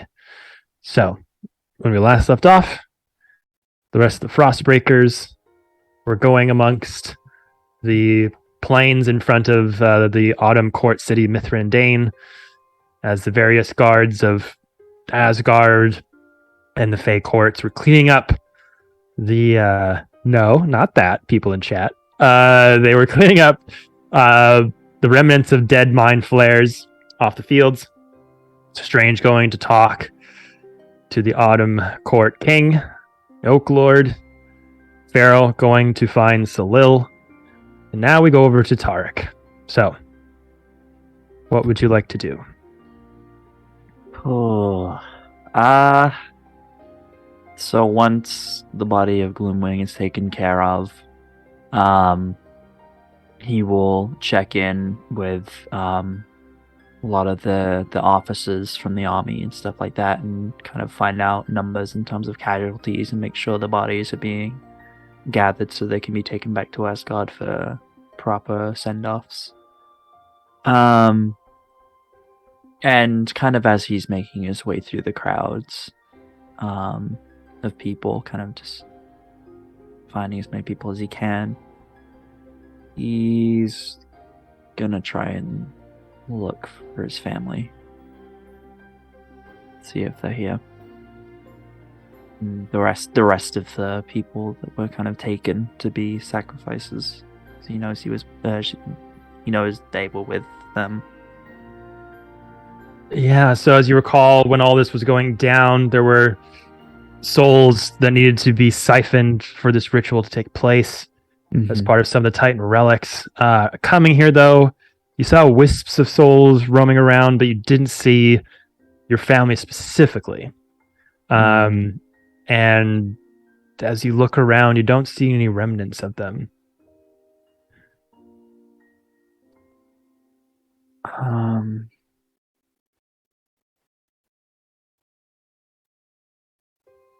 So as I'm looking around, there's no sign. Not here, no.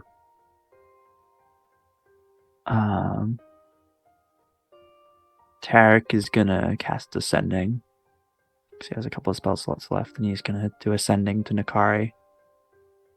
Just kind of, he'll just say something along the lines of, "The battle is over, and we won. Please tell me you're okay. Where are you? I'm gonna find you."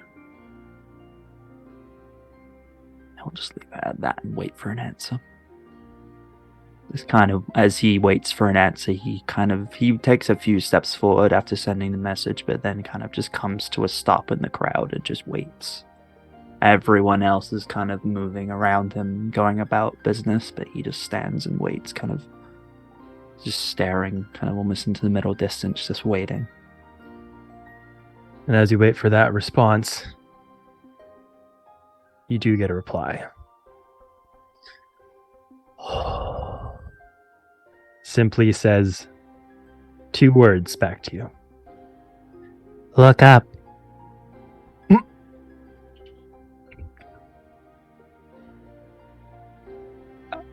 Kind of just furrows his brow and looks up. This dark image starts to careen down from you from the sky as you jump out of the way, and a Mindfair corpse just explodes in all directions. God. And you look up to the sun as the blood and red and orange hues are slowly getting richer and darker as the sun is setting down. Yet you look up and there's a light source blinding you in the face. And you look up and have to shield your eyes for a moment. And you're trying to focus and fight through the pain. This silhouette starts to take hold that ascends down to you. Wings drawn across. A very powerful, broad-shouldered silhouette with feminine curves starts to come down. Could it be another angel? Could it be something to do with Achaidh? You kind of reach for your hammer and kind of look up. And as that silhouette starts to take form, you see Nakari coming down from the heavens with this silhouette of an angel form in radiant light behind her, as her bare feet, stuck with dirt and muck, float down to the grass, looking up at you with their short stature and long hair, horns out. I found you! And just wraps the arms around your waist and gives you just the most insane, crashing hug that you've had in a long time. He just wraps his arms around her and just spins her around, and he just starts just crying. He's like, yeah, you found me. You searched for so long. I felt like I was always like 3 steps behind. I tried my best to follow your trail. I went to Wagon's community, but it was no longer there. And there was people saying that you guys tried to burn them or kill them or something. And then I followed a trail over to Icewind Dale. And then there were more people that said you tried to swindle them out of money, or you tried to take over a hotel, or there was a casino that you destroyed. And there was like an everlasting winter that you put on them. But I said, that can't be my Tarek. No. He would never do anything like that. And so I went over to the Ariel's castle, and there was more devastation. And I was a little worried. I thought maybe you were taken over by, Mammon or Fraz or something and causing all this chaos. So I kept pursuing, and I kept going forward and forward. And then eventually it led me into Avernus, and I met someone called Ilya, and there was an undead god, and we had to release them. And you did all of that by yourself. And Nakari just kind of looks, breaking the fourth wall, to an undistinct camera and saying, and you'll find this all out in the next BTR one shot. Wink. Amazing. Love that. Oh my god. It looks up at you and just says, I heard whispers that Ananita was responsible for some of this, but there was no way. I never gave in for a second. And then we found out that some of Ilya said that there was something happening down, and we went up contacting each other, and she needed some forces to go down to Avernus, and said that Ananita was trapped, that Mammon and Fraz had them in some sort of underground Avernus cage, and Orcus was involved, and it was really, really crazy. And then we freed Ananita, right? And we joined forms together, and part of her spirit is now in me, and like my patron and I just have these amazing powers. And then eventually I found out that you were here, and then Ananita got me in one of her like cool like drill cars that goes through portals and stuff, and then we showed up, and there were all these mind flayers and everything, and I got to just like unleash all my crazy like archangel powers, and she's just like on and on. Just after like a while, he just kind of just like takes a finger and just Claw hammer. Yeah. I'd tell you the story of how I got it, but to be perfectly honest, it's probably not half as cool as that. That's okay. That's okay. You're here. You're here. And just like puts the arms around you and is just holding tight around your waist. And just hug her really tightly. It's so good to finally see you. Just the dream was one thing, but this is real. Really, yeah. The ground you you haven't seen them? No. I thought they were with you. I wouldn't take them where I was going. I had to escape out the house and do this all on my own. I sent them letters to let them know I was okay, and then I was looking for you. I haven't got any replies in a while, though. And talking to Takara, you get the sense that she has no idea about Gloomwing's plans or the souls that were needed for a ritual. Right. Okay. Okay. So they're probably back home then. Okay. Well, if they are, I'm going to be really mad at them. Because, I sent them a few letters and they didn't reply. Like, come on. Like, I'm your daughter. Like, you should just, like, if I send you, if I know who you are, you should reply back. Like, they're probably fine. Sending. I'm sending to my dad. Just do a sending. I'm just basically just asking where he's at. Literally just like, Dad, I found Nakari, but I thought you'd be with her. Where are you? And Mom? You guys safe? Are you at home? Wait a little bit. Oh! Tarek, hi! Good to hear from you. Where are you? What? We were at a dinner party. Seems like it was just a minute ago. Like, blinked our eyes, there was this light. Someone with yellow skin. And before we know it, the entire room was empty.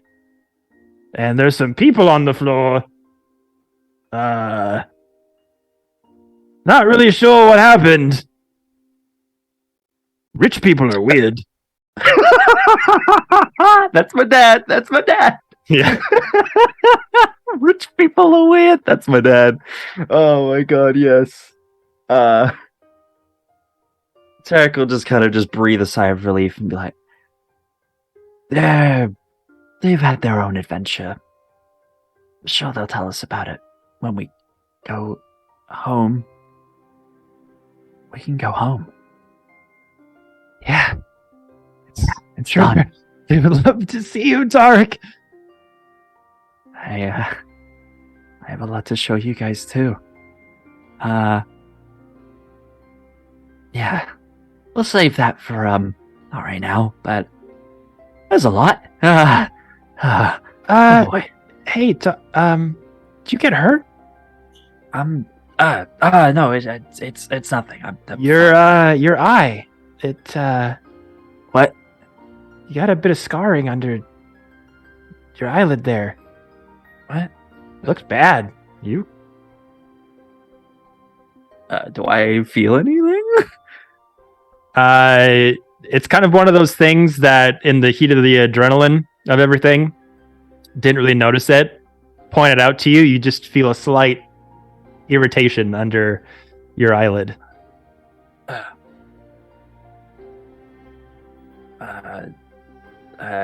It's fine, I think. Hey, you might want to get that Scratch. checked out. I saw some guy with big horns. There's some people around him slapping mud and stuff on them. I mean, she just reaches down to the ground. I mean, it's Feywild. Probably no, not in my eye. no. Nope. Heal that the mud guy. down. Might heal. Oh, No, put the mud all down. right, fine. Jeez, baby, whatever. Me?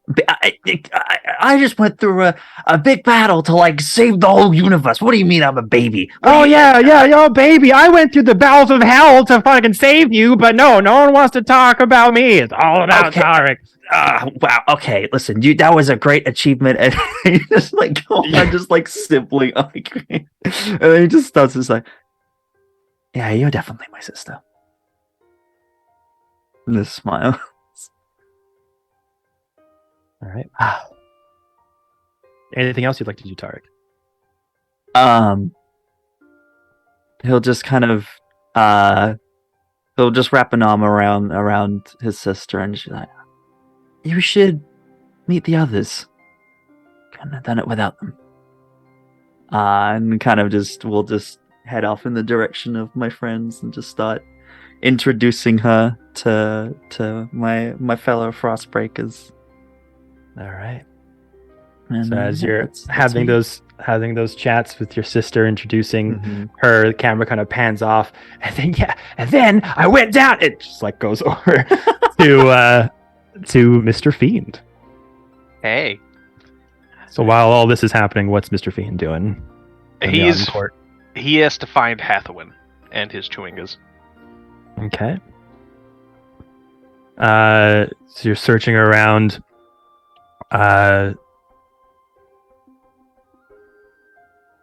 Doesn't seem to be anywhere obvious at the moment as you kind of leave the steps of the tower and go into the open plains.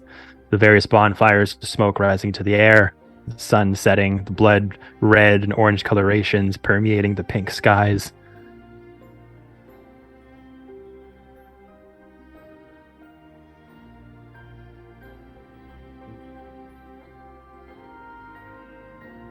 You look over to a few Asgardians and a few Fae.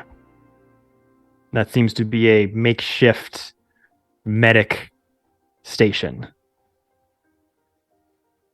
Various people bandaged, no cots or anything, but a good pile of wounded. There's no tent nearby, but it seems like a good pile of people that are hurt and injured are kind of situated here.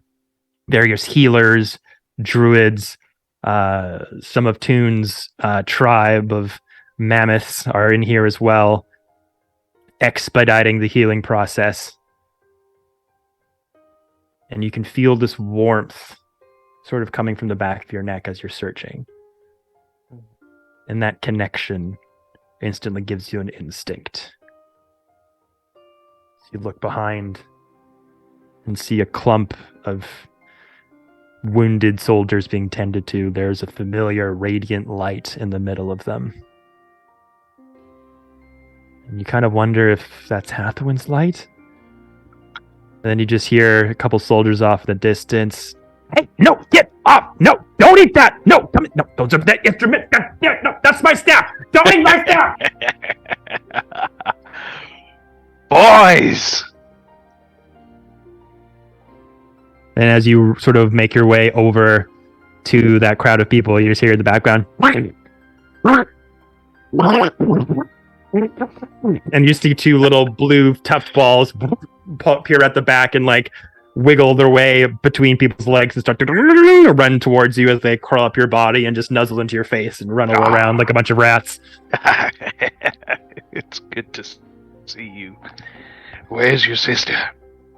And just point over to the crowd of injured soldiers. Doing her work, I see. I make my way over towards the point. All right. So as you guys sort of weave your way through the crowd of people, you see two druidic woolly mammoths sat down cross-legged on either side of Hathawin, also cross-legged, meditating, concentrating, sort of siphoning from the healing powers of her instincts and permeating it through everybody else. Good afternoon, everyone. And everyone just kind of looks at you.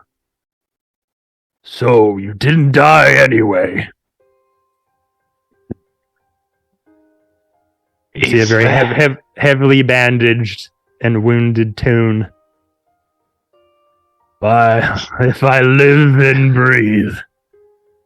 Oh, my big lunk of a friend, come here. The Shadow Man lives. And just gives you a big hug. That belt does look good on you. Champion, after all. Yes. It came in handy, no doubt. Yes. I'm happy to see you're doing well, Toon. As for me and Juliustana here, did quite well back in the tribe. And you see Juliustana's one of the two mammoths meditating next to Hathawin. The battle was long and hard fought.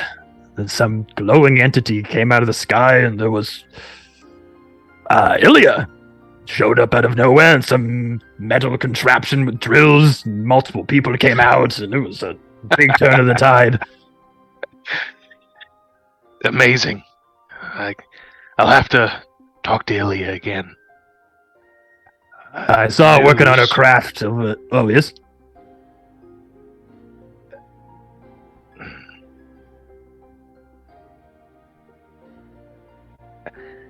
The battle's won. But it did come with a loss. And you see Toon just stand up straight and just start to look over to the rest of the Frostbreakers. They're Strange with the Oak Lord, Farrell with Salil, Tarek with Nakari. Oh. Yes. Sorry, friend. Are you doing okay? Yeah, I think I am. She didn't die. She merely ascended. So, just remember her when you look at the moon. I always knew she was the strongest of you. There was never any doubt about that. So, Shadow Sorcerer, what becomes of the mighty King of Fear now? Well, it's time to break the fucking wheel. Is that so? I can't sit by anymore and watch as all of the universe spins. And from beginning to end, someone powerful rises, and those who don't have power suffer.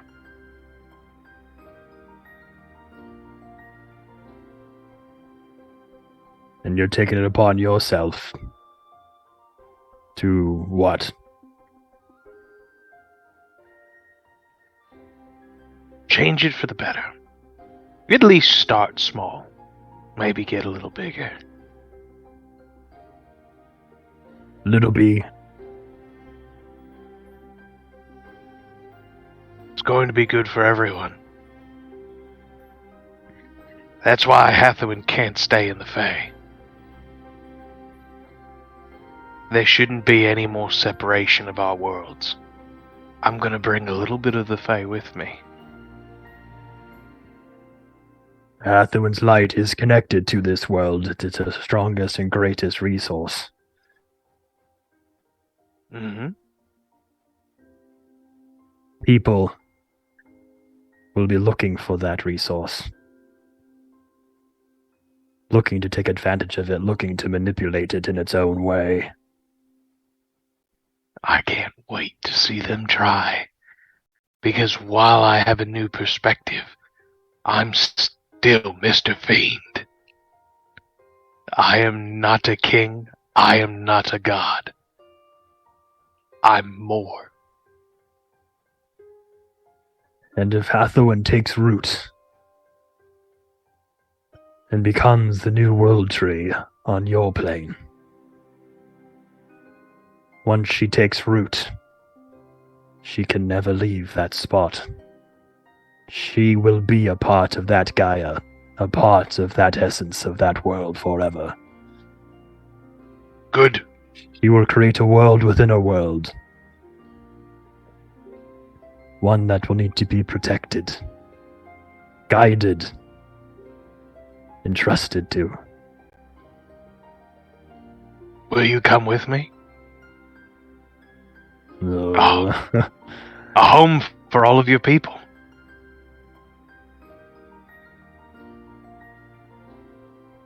Think it over. Migration may not be bad, but Fae need warm climates, and we're more accustomed to the cold. Fair enough. But a pilgrimage of sorts may be in order. We would love to house you anytime you would arrive.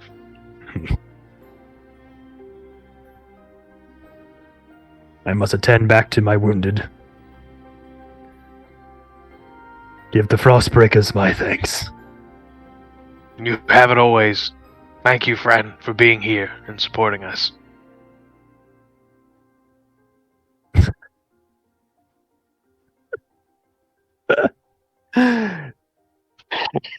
You're welcome, King of Fear. Good luck on whatever destiny awaits you. Thank you.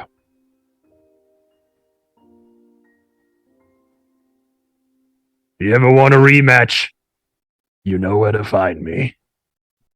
Oh! That belt will be mine again one day.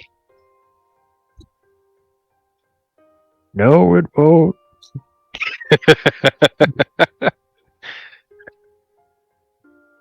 Okay. Is there anything else, Fiend, you'd like to do? No. Just acquire my children and return to my friends. Okay. And eventually pick Hathawin up after the healing is done. And some time goes by after the wounds of the battle worn are attended to. Eventually, the bodies are cleaned, burned away as the sunset bleeds into night. Where do the Frostbreakers go from here, everyone? Did you want to finish up anything before we go into epilogues, or is it that time? I think it's that time. Oh, Jake. Wait. Oh, This is not a good question. I should have probably thought about it. I'm gonna ask Kevin, is there a hypothetical way for Sir Strange to find out where their daughter is? What am I gonna I forgot. It was a small little divot in my plan. You saw her at one point. Like, you know yeah, where she I was. didn't remember. Can I remember the location? I Or was am I gonna gonna have say, to go didn't door to door? If I recall correctly, you unlocked that memory. yeah, you Yeah. unlocked that memory and you Okay. rolled high enough on your I'm history sorry. to recall. I'm new to this parenting thing, so okay. No, I left her at the bus stop. No, you're. I left her at the Asgard portal. No, you, if I recall correctly, rolled a history check and it was high enough that you unlocked that memory. Okay, I'd have cool. to go back and Good. double check what you rolled, but Kevin, does that sound right? Mm-hmm. Okay. Yeah. I think right. then it's epilogue time. So, oh So, boy. as you up we then. step into this next portion of our final session of BTR, the Frostbreakers are going to describe you, our audience. Those of you who've been with us for 2 years plus, some of you may have just joined the story recently. This is the part of the tale where the Frostbreakers tell you how their lives go on from here and where they ended up. And to let you know, however these stories may end, wherever they lead, they will continue on. As not only will we be doing some various one-shots down the road as a BTR reunion will come, I'm sure, at some point, But as we enter into phase 2 of our Dicecream journey here on the Twitch channel content, wherever this goes from here, their actions will reverberate into the next set of stories. As the homebrewed world that me and producer Jordy Rose are making, they will be a very big part of it. Their legends and stories will live on in it. And as one chapter closes, another begins, starting right now. So, Tarek, You got give this. us your epilogue, please. Oh boy.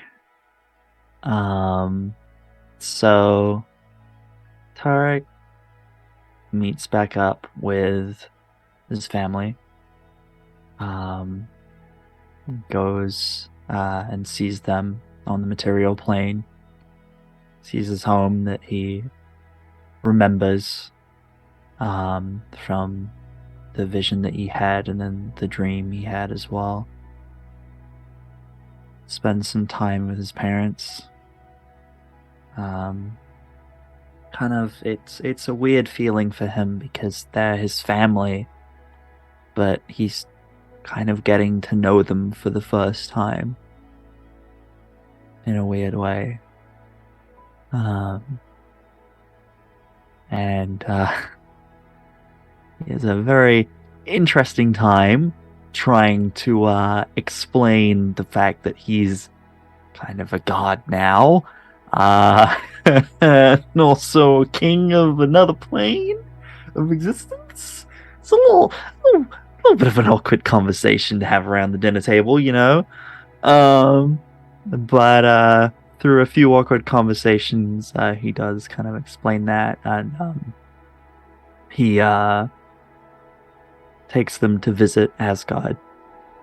And I think it kind of gives them a place in Asgard for them to come visit when they want to, but when he kind of gives them the offer to come and stay there permanently, his dad, stubborn as he is like, this is great and all, and this will be nice for like a vacation every now and then, but like, got the business back home, you know, got the tinkering business back home.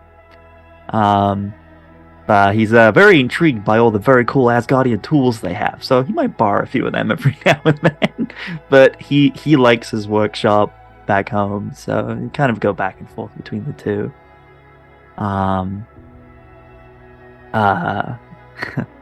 The very first thing he would definitely do after, kind of before all of that, and kind of when everyone kind of first starts splitting up and heading back to different places, is he would get back to Asgard, and literally the first thing when he gets back, first messenger he can find calls them over. It's like, the prison underneath the main keep. There's someone being kept there. An elf. Have them released immediately and brought to me. Thank you. I don't know if any of the other Frostbreakers would be with him at the time. I don't know. At this point, yes. So with your epilogue in this first part, Frostbreakers would have come from the Feywild with you to Asgard. Cool. As Farrell and Sir Strange and Fiend are with you for when this happens. Mm-hmm. And as you make that command into that very elusive holding place dungeon that's connected to Theros, guarded by an elusive Medusa, causing people to turn to stone to station it, to keep them stationary until further notice, your first decree is granted without question, and Thar is escorted out of those dungeons as they run into the arms of Farrell and Salil and are reunited once more. And behind them, the red-skinned, white-haired tiefling, Ecstasy, also shows up, and a big group hug is currently in session. Perfect. And at this point, with everyone needing to go and settle their own business, the four of you look atop the Rainbow Bridge into the sun and stars merging as one. The crashing of the waves, the salt of the sea hitting your lips as Tarek stands before the entrance of the Golden Keep. New robes swaying in the wind, crown on his head, Mjolnir by their side, to give you all one final goodbye before you carry on the rest of your journeys. Oh, fuck. Oh, no. Oh. What would you all like to say to each other Oh, fuck. You're gonna make me cry. as this chapter closes? Beryl is going to walk up to Tarek and kind of look him up and down. You know, I'm used to seeing you in adventurer's clothes, but this is actually a nice change. And at this Yeah. point as well, I forgot to mention, the crown is more of a circlet, so it's more flush with your forehead, and it goes around your horns. Very cool. But that irritation in your eye has now taken hold. No. As a few days have gone by, and your eye is no longer there. A strange irritation of powerful magic taking on this new position has made you blind in one eye. And you now have your own eye patch, similar to Odin. You know, it's a good thing you have your invisible floating eye. I feel like that helps, you know? Yeah. Yeah. Yeah. So I want to talk about something with you before you go off into your new kingship and you get very busy, because You know I will always make time for all of you. that's not the point. I'm also going to get very busy. But you have asked me multiple times why I go by Feral and why it's not my real name. And you always thought it was something to do with trust, and that's not ever what it was. It's because that person is gone. She died on that lake with Freya. She's not me anymore. Mm-hmm. But my name is Ariadne Silspire, and it's nice to meet you. Kind of smiles. However, I'm going to ask that you keep calling me Feral because I cannot be Ariadne. Mm-hmm. You also knew that I kept something with me this whole time. And she's going to pull out the letter in her bag and hand it to Tarek. You don't have to read it. It was for in case of my death. But if you want to read it, it's there.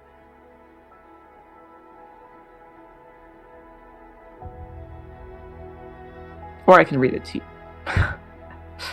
Would you like me to read it, or would you prefer that I don't? You can read it. I know you're curious. I know. I wanted to ask. Okay. It's okay. When you're ready, read it. I will. I will definitely. Thank you You're for welcome. this. It was never about trust. Well, don't be a stranger, huh? You'll always be welcome here. I know. He'll just kind of hold out his arms for a hug. Yeah, and she'll give him a nice big hug, and then release, and then kind of make her way over the fiend real quick, and he'd stare up at him because he's a little bit taller than her. Be like, you know, even if you're not a god, you may have been a pretty benevolent one. You think so? A little misguided. But I think that's why you have friends like us. Yes. Stop me if I get out of line. Oh, I will. I will. It's been a pleasure. You'll be seeing me.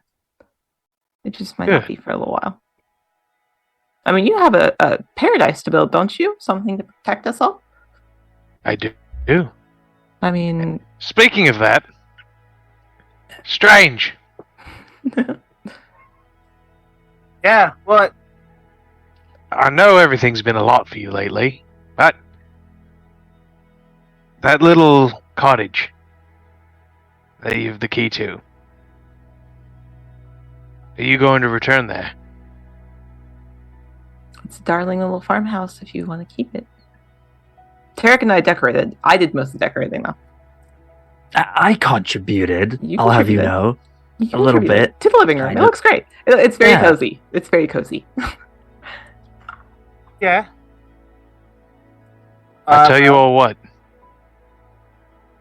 Why don't we all meet at that cottage in 3 years?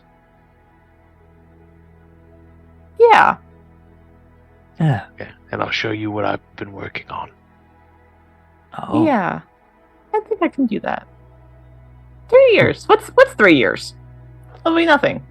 A lot can happen in 3 years. What? No. Tarek, no.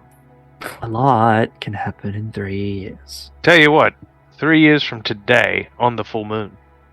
You know what? I think that's perfect. Yeah.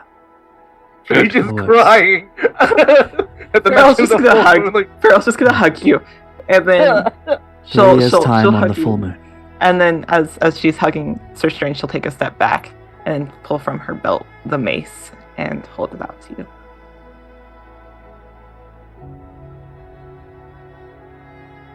oh, I'm going out of character. real quick. Oh, Jay! No, fuck all of you. You did this to me. I can't. I think that she would rather you have this. Plus, it's hefty, and I am not strong.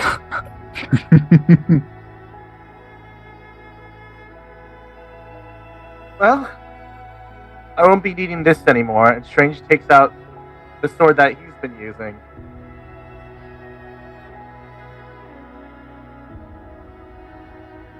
I'm leaving it behind. And Sir Strange takes the mace.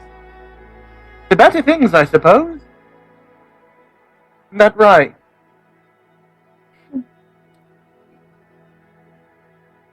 And Strange doesn't like put it in like the hand, just holds it Yeah. to her chest and was sort of like, thank you. Of course. What are you going to do now?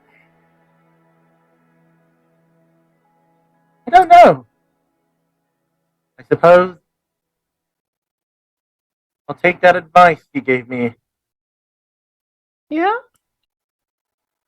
Maybe I'll open an inn. You know, I bet you that little farmhouse could be added on to.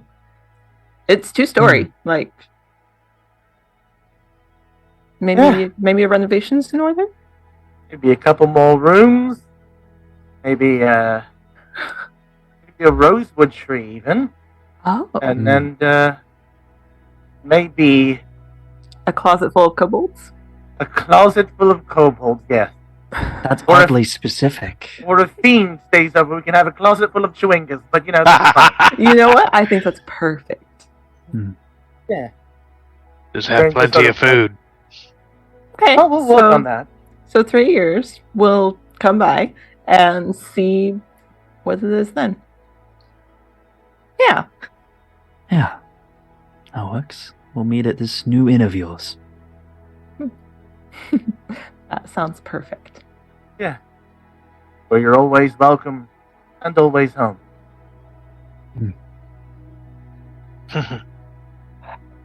Yeah. Oh.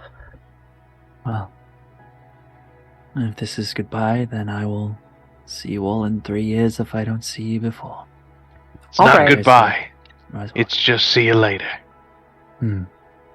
All right. You'll get leathers. Don't worry. I'm going to annoy you all the time. Please do. Oh, and Fiend, Hmm. the staff, the spear. I was thinking about that. Were you now? Why don't we call You this know- a? I've been thinking too. Kind of wraps a hand around it and just looks at you with a mischievous grin. You know, you have two Asgardian weapons. You know, king weapons. And why don't we call this a peace treaty between the city I'm building and Asgard? Something just that I've been long after for a while. You know. I gotta. Kind of just looks at you, Fiend. I'm messing with you. Let's go. Oh, yes. Very, very funny. Very good joke. Yeah. I'm getting Asgard. better with my comedy. Yes. It was Yes, funny, you right, are. guys? It was so good. Very good. It's Got very a funny. woke thing.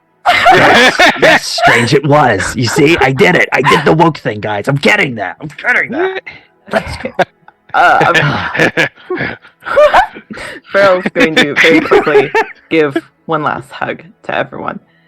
All right, don't worry. As you see, kind of off to one side, you see all three of the other bards standing there, waiting patiently, and she hugs at all of you.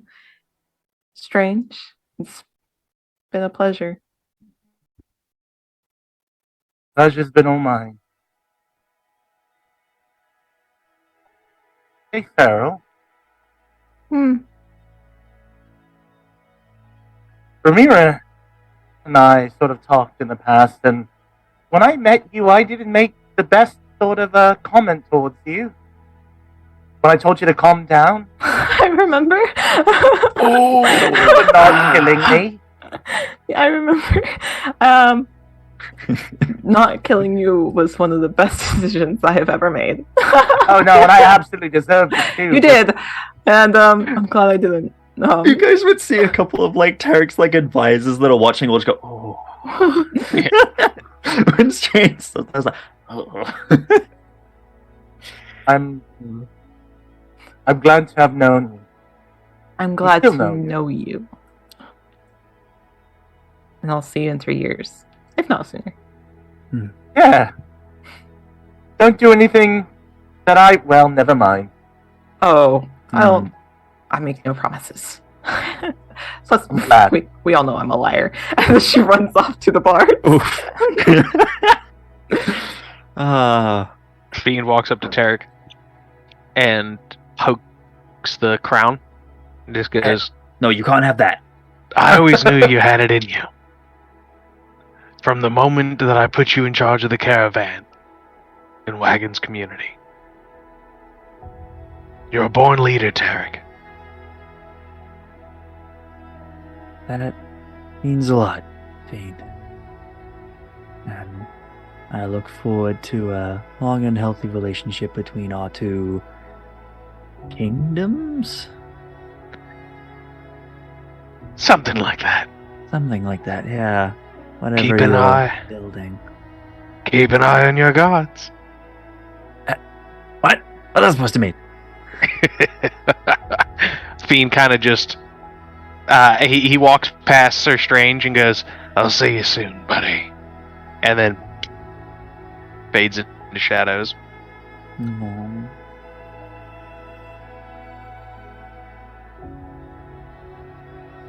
Strange? Sort of strange. Sort of having talked to Farrell, goes to Tarek, and with a big smile. Hey, Hey, I told you I believed in you. Look at you now, with your fancy crown and your eye.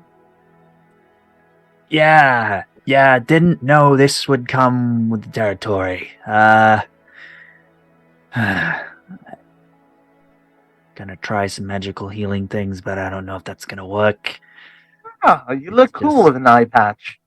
Do I? Does it look cool? Yeah, I don't know, Oh, I was it a little looks insecure really- about it. really intimidating. You know, I feel it. I definitely feel it. You're mocking me, aren't you? Yeah. But I kind of have to, because, you know, who gets to tell people that they've mocked a king once? Hey. Work well with my dad, will you? Because if you don't, I'm gonna have to be there, and I'll be just as annoying.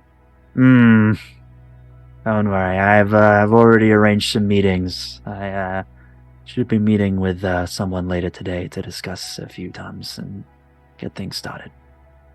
So, all business now. Very busy. Yeah. But we'll get things sorted out. Make things better. Well, this to be a start of a new age for both Asgard and the Fae. Do things right this time. You will. And Sir Strange sort of turns for a moment as if they're going to walk away, but stops. Turns around and puts their hand on Tark's shoulder. You're a good man, Tark. Taps it. And Sir Strange walks out and does their own little cool... Doesn't do the cool thing with the shadows, but just goes like... Sees like the bright light and just... And then just... Strange, you know how it works, right? You know, they worked it out. Oh no, they fell. You won't witness that. That wasn't my doing. I don't want to start another war. Jesus. As soon as he becomes king. Season 2, the war begins again. No, not again. Tarek, it's still your epilogue. Yeah. So he'll kind of do his final goodbyes to everyone. And kind of watch them all leave. Just looking at my notes. And then he'll kind of, just as everyone leaves, kind of wave them off and then just gives a sigh, deep sigh, just I'm gonna miss them all. I miss them a lot. That meeting with the envoy from the Fae, is that still happening? There's been a lot happening. Yes, my king. Right. Well, inform me when they arrive, and I will be ready. And just take some time to himself for a bit, just to reminisce and be sad that his friends are gone for a bit. But 3 years. 3 years. He, actually, you know what? He goes to, his throne room that he now has. And on a small side table off to the side, he, kind of manifests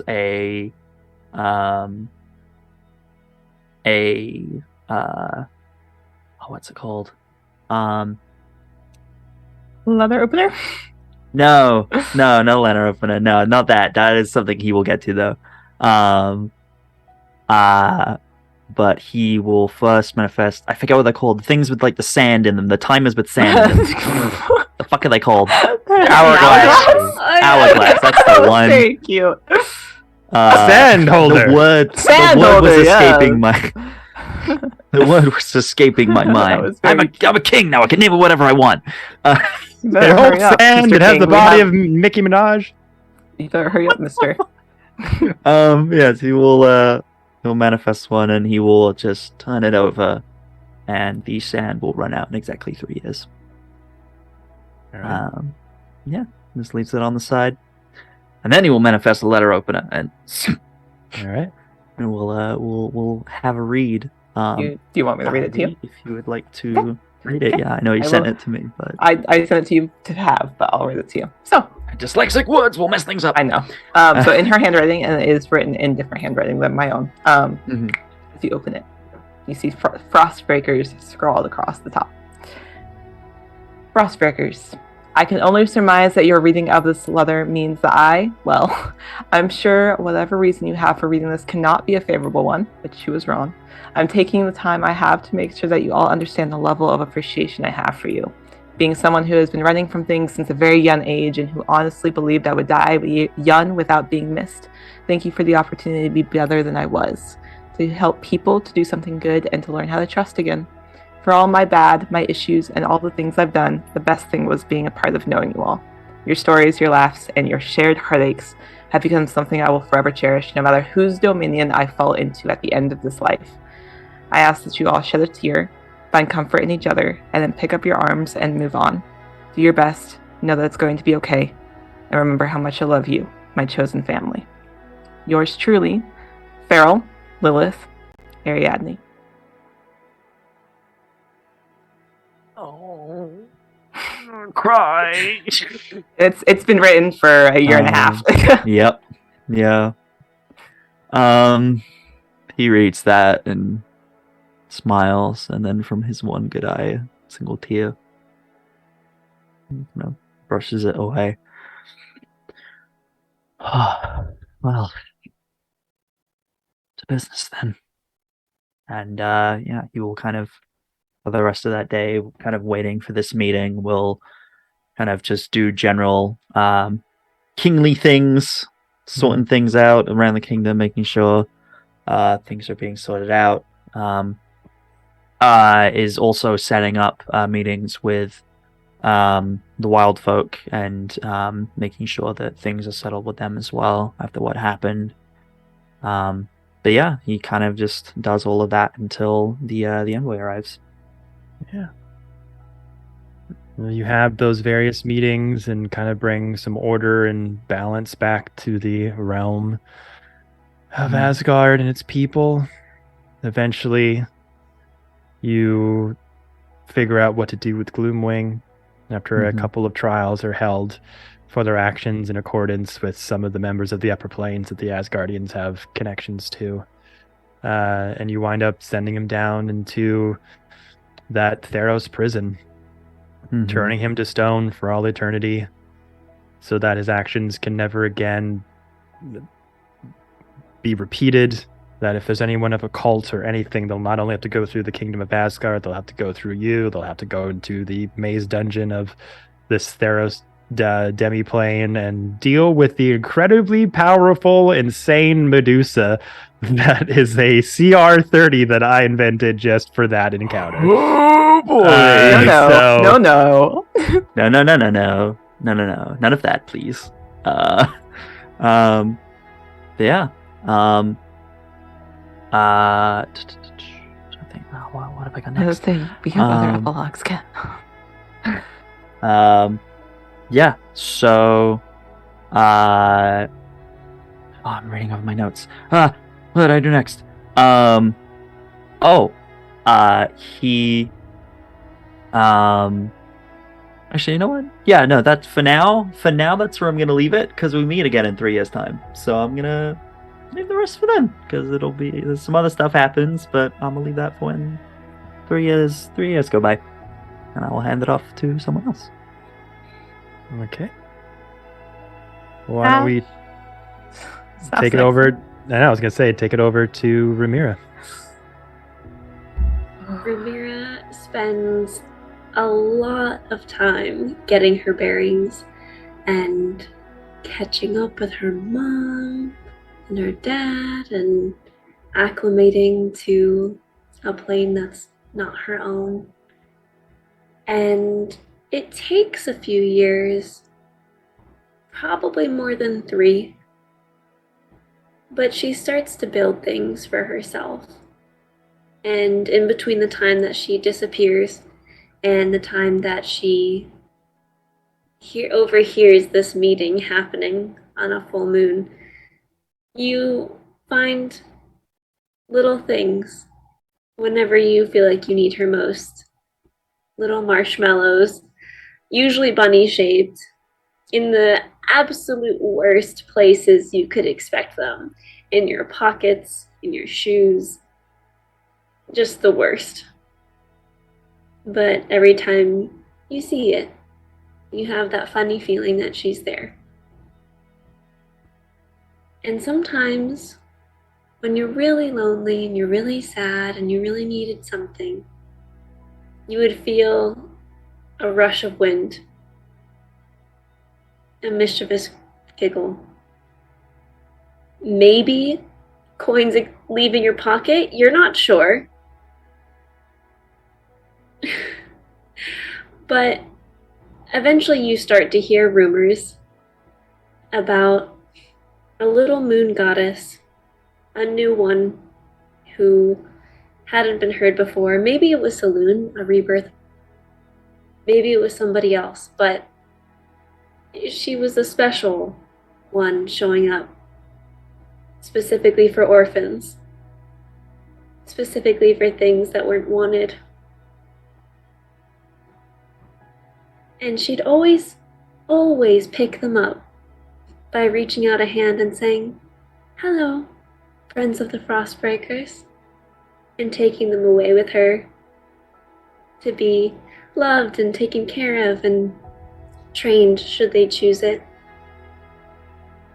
And on that night, 3 years later, she stands there, a couple 100 yards off, bouncing on the balls of her feet, long white hair down to her ankles, swaying back and forth, opening and shutting her hands, not sure if she should go in or not, as the moonlight dissipates and she finally gets to be a person again, just for a little bit. She waits and waits, and she holds her breath, seeing if maybe she should just stay outside and let them be.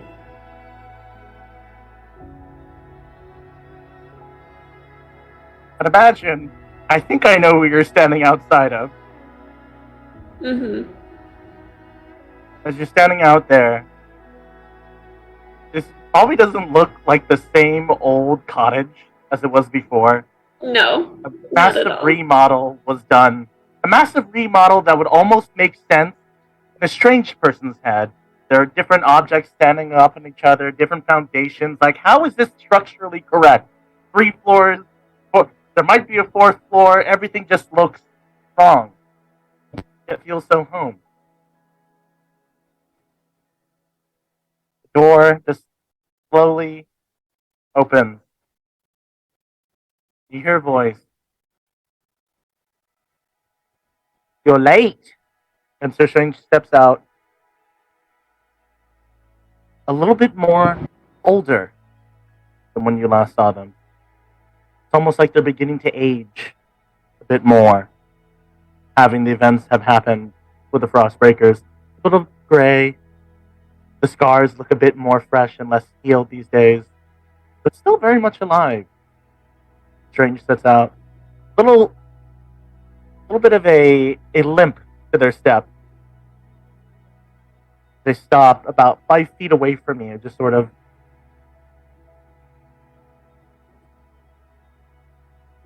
"God, you're as beautiful as the day I lost you."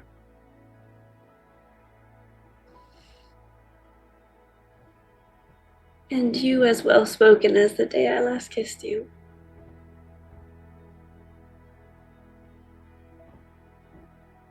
"So, are you the person I'm hearing in the rumors? A moon goddess scooping up people who are not wanted and lost? You see, I was about to file a quest to hunt down the said monster, but that didn't really fit like a monster MO. And I remembered it was you. Maybe, hopefully. Is it you?"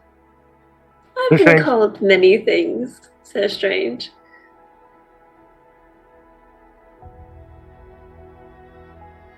"Oh, gods, I hate this formality." Sir Strange walks over and pulls Ramir in for a hug.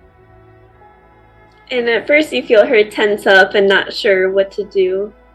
But she just relieves, like has a sigh of relief and throws her arms around you. I've dreamt of this day. Well, this night, I should be I should be sure. Yep, it's nighttime. Sorry, I'm getting a bit older now. I'm not going to be as put together as I was before. And even then, I was a bit, you know? And she puts her hands on your gently on your mouth. I'm sorry I made you wait for so long. I'd wait for you time and time again. And look! And Strange takes a step back. I'm not healing as fast as I was anymore. I'm aging. And, you know, I was always worried that I might just have that timeless thing and, well, now at least I know I'll see you again forever at some point. But I'm not going anytime soon, you see. There are other adventurers here that need my help, and they thought I was crazy, you know? When a marshmallow would appear out of nowhere and I would say, oh, it's the moon. They thought I was crazy, but they were wrong. Well, I think they might have some evidence to meet their query, but they were wrong.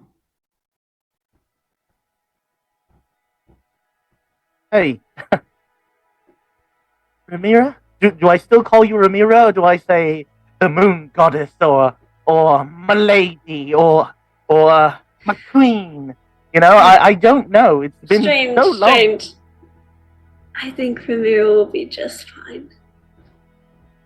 Okay, well, Ramira, I didn't get to say this before, and I regretted every single moment of it, because I was just so sad, you know? But I'm not so sad anymore, and, well, I love you. Always have. Nothing's changed. I mean, sure, I'm getting older and more senile, but that's nothing new. It's been 3 years, Strange. How senile could you be? A lot can happen in 3 years. She just gently grabs their hand and, like before, kisses it, and then brings the back of their hand to their forehead. I love you too.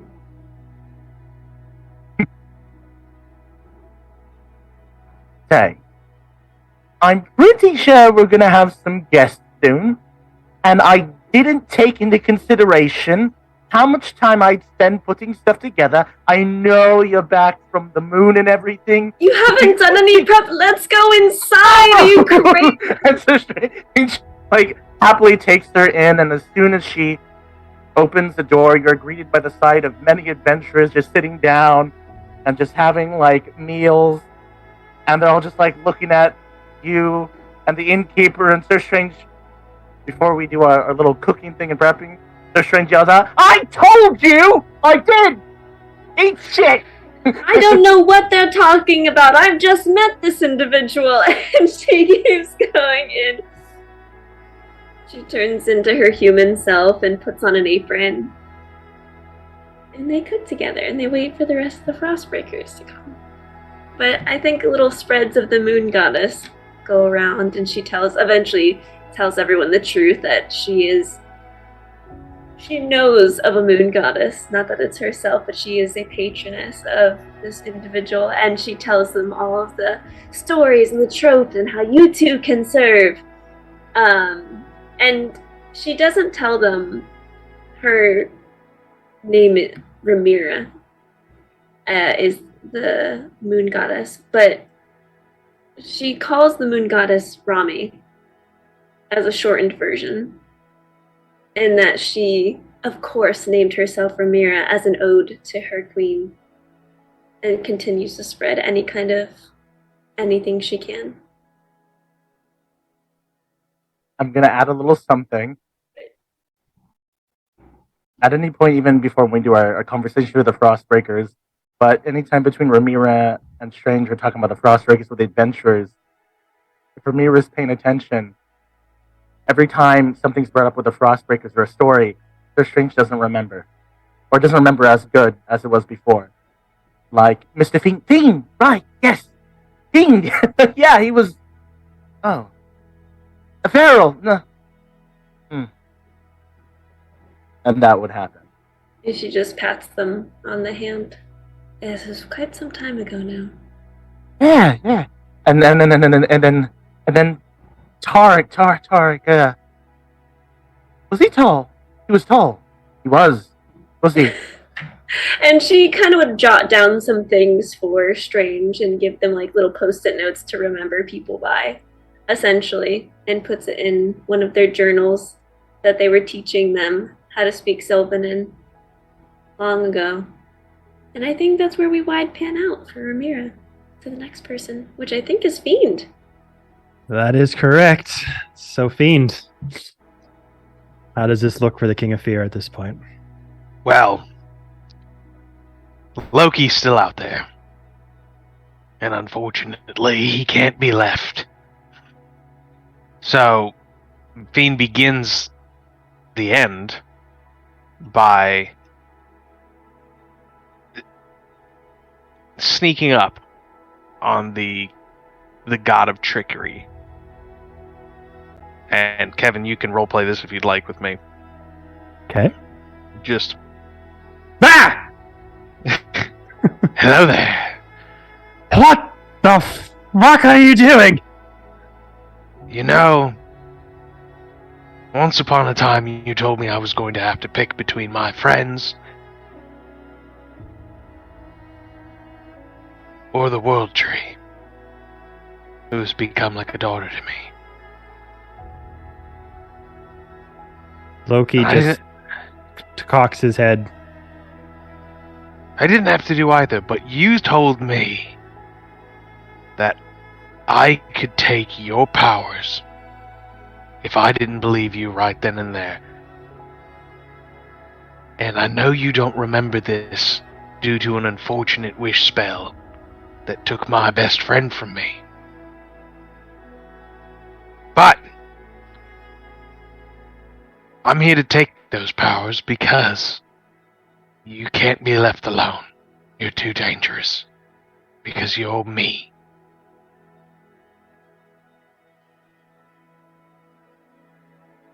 The face starts to change, transform to mirror yours, with long flowing hair and green garments blowing in the wind on top of this cliff face in the material plane.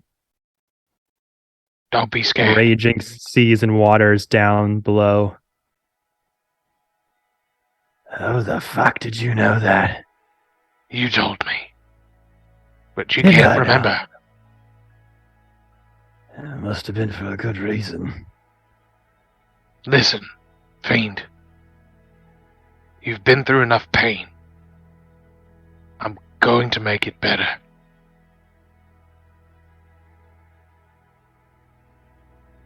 How's that? I'm going to create a world within a world for people like us. For people who were abandoned.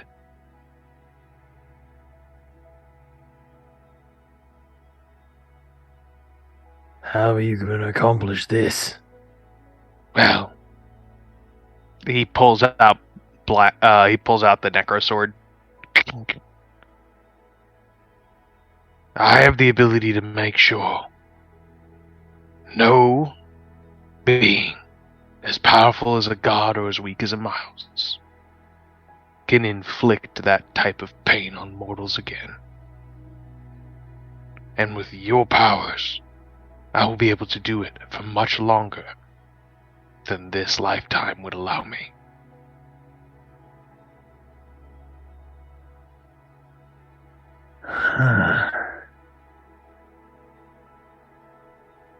I always wondered if any of the others would catch on.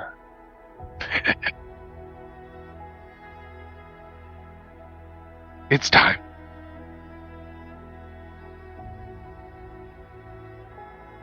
And Loki just kind of stares at you for a moment, contemplating all this.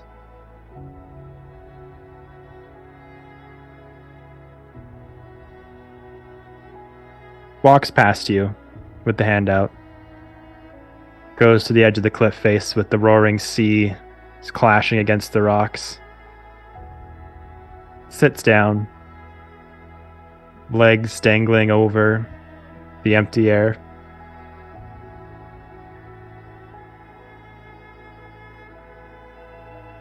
I am tired of this life.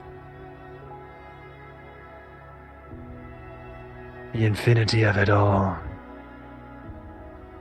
It's either gonna lead to madness or absolute serenity.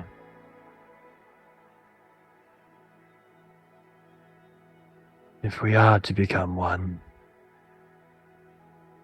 I think I'd like to watch the sunset one last time. Fiend sits down next to him.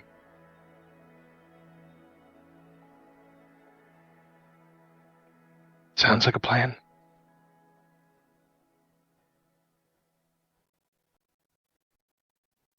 And as some time goes around, the two of you talking amongst themselves of all the stuff Loki's seen, all the number of fiends that he's bested, coming to this conclusion that this way of life can no longer go forth. And maybe you take a little bit of convincing at some turns in this conversation, but eventually the sunset does arise, or sets, I should say, over this ocean.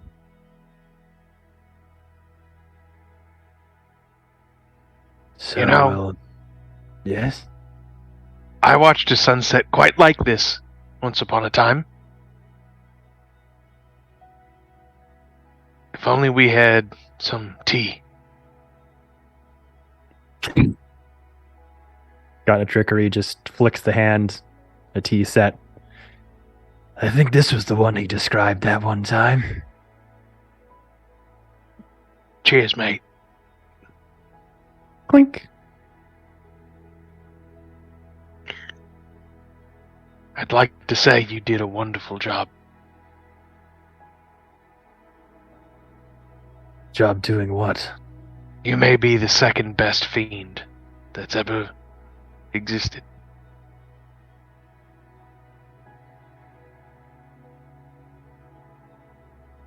That sword that you have. It asks for a mighty toll. Yes. But in joining with the god of trickery, won't we give it a run for its money? A lot of the woodland creatures out there before you have to turn to mortals, don't ya?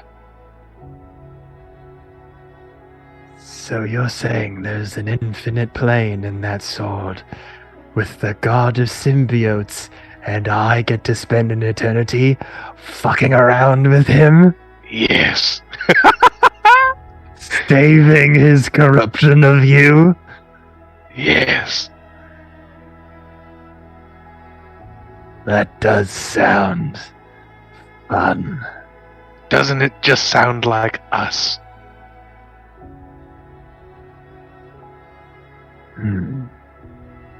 A world of infinite chaos and no repercussions.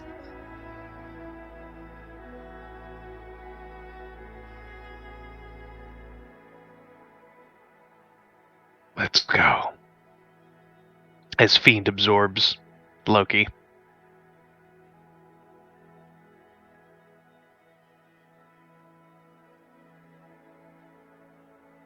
Now you're the only fiend in the multiverse. King of fear. Fiend's eyes glow green real quick and then switch to glowing yellow, and he fades away. For Fiend's epilogue. 3 years later,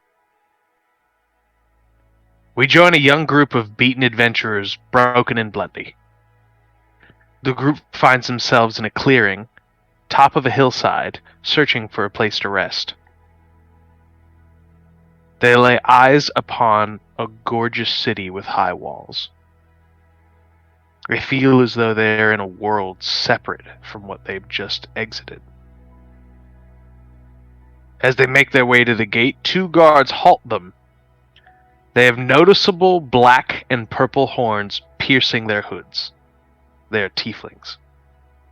The guard asks, "You stand before paradise lost, the city built for those abandoned.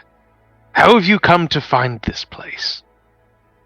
The adventurer, "We were betrayed by the mayor of our hometown, and they're hunting us down. We've been framed, I tell you." I see. A ring appears around them, and a zone of truth shatters. Open the gates! The gates creak open.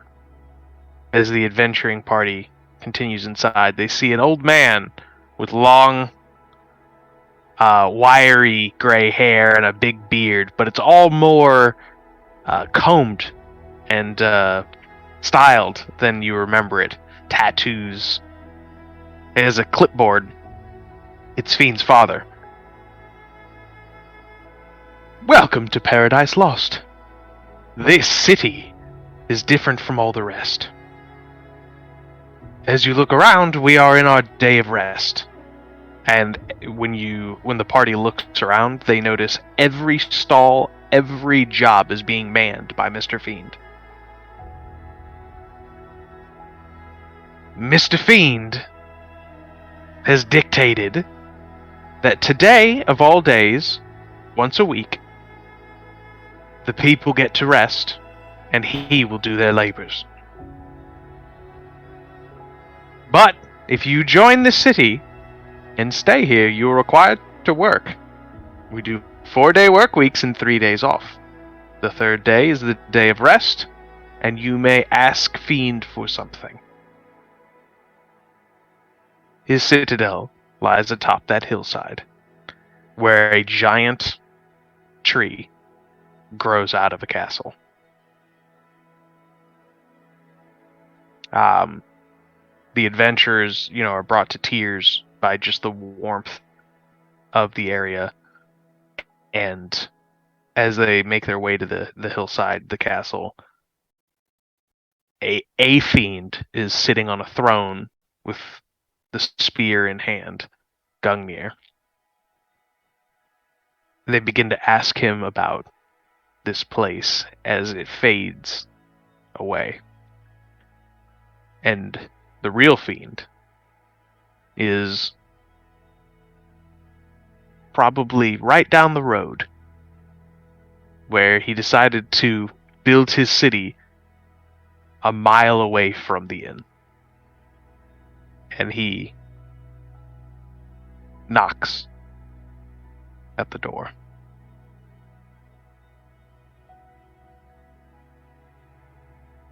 That's it.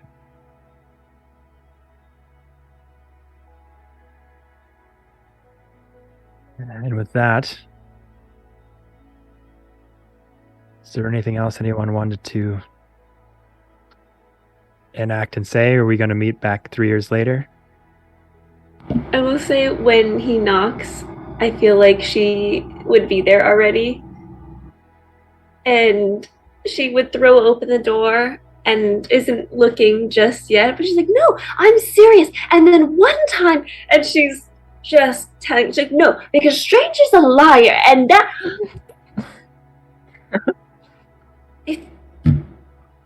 Of course it's, yes. Hi, Fiend. Hello, Ramira. Moon's looking beautiful tonight. Yes, come in. And she just grabs you by the sleeve. She continues, she goes, where was I? Oh, yes. So this asshole walks in and he says and starts telling the rest of the story. Strange. Cheide, you were next on the list for epilogue. Was there anything you wanted to add before Farrell's? I think in this conversation, I'm just going to add like a descriptor thing. Yeah. The more and more the Frostbreakers are talked to, when Mr. Fiend walks in, it takes their strength to take a moment, just sort of like gauge who Mr. Fiend is. It's sort of like they're becoming a little bit more like older than they were before. And there are certain things you'll notice about Sir Strange. Sir Strange isn't as quick as they used to be. They're dropping things, their hands shake a little bit more. But the light in their eyes grows only brighter, as memories return about certain things that happened, things that Sir Strange thought were dreams but were reality, and how the adventurers no longer think that the innkeeper is crazy, even though they're slightly true. And Sir Strange will just sit there, listen to Rhaenyra talk, and smile. That's all.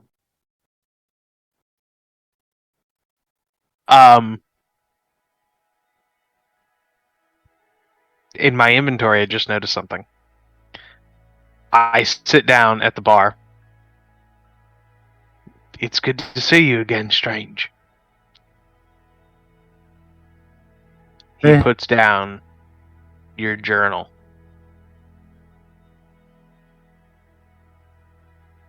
Once upon a time, you gave this to me. Right before we fought Sam. And he slides it across the table. There was a message in it for Rhaenyra. Don't know why I held on to it for so long, but let's be honest, it's me. Why do I do the things I do? Mostly for fun. Enjoy your memories, my friend. I will. King of Fear. Sir Strange smiles for a moment, just taking the journal. As he goes to reach for the journal, Fiend puts his hand on Sir Strange's hand. It's not the King of Fear anymore. They call me the Fearless. I quite like that name. Fearless.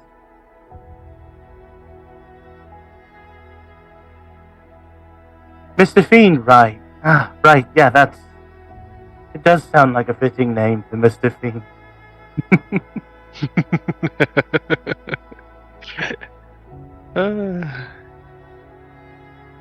Now hurry up and get me a drink. Question, John, do you remember what I put in the journal? Because I think I know what I remember put in the journal. But it was... I don't remember at all what you put in. I don't know if any of us do. I remember, but I don't know if you remember something differently, John. I'm sorry, I didn't picture I'd make it this far, okay? I genuinely thought I was going to get tapped in the back of the head. You don't remember? Okay, because I remember. Okay, good. Okay, what was it? What was it? I think I put something in there, like, in relation to engagement. Yes! I knew that. Yeah, Yes! yeah, it was. Yeah, That's right. what it was! Yeah. And it had the beads, it had the rosary beads in there. Yes! That's Yeah. what it was. Oh my god, okay. And he's just been holding it this whole time in my inventory. Jade, is there anything The else whole you wanna time? Hold on. Targ asked something in the chat. I don't know how to answer that. But, no, Okay. I think Sir Strange is gonna take the ring and wait for a moment when it's right. Okay. Somewhere in the epilogue. They're just chilling. I'll go into Farrell's then if there's nothing else. Well, does Ben want to do his thing before you do yours? Oh yeah, go ahead, Ben.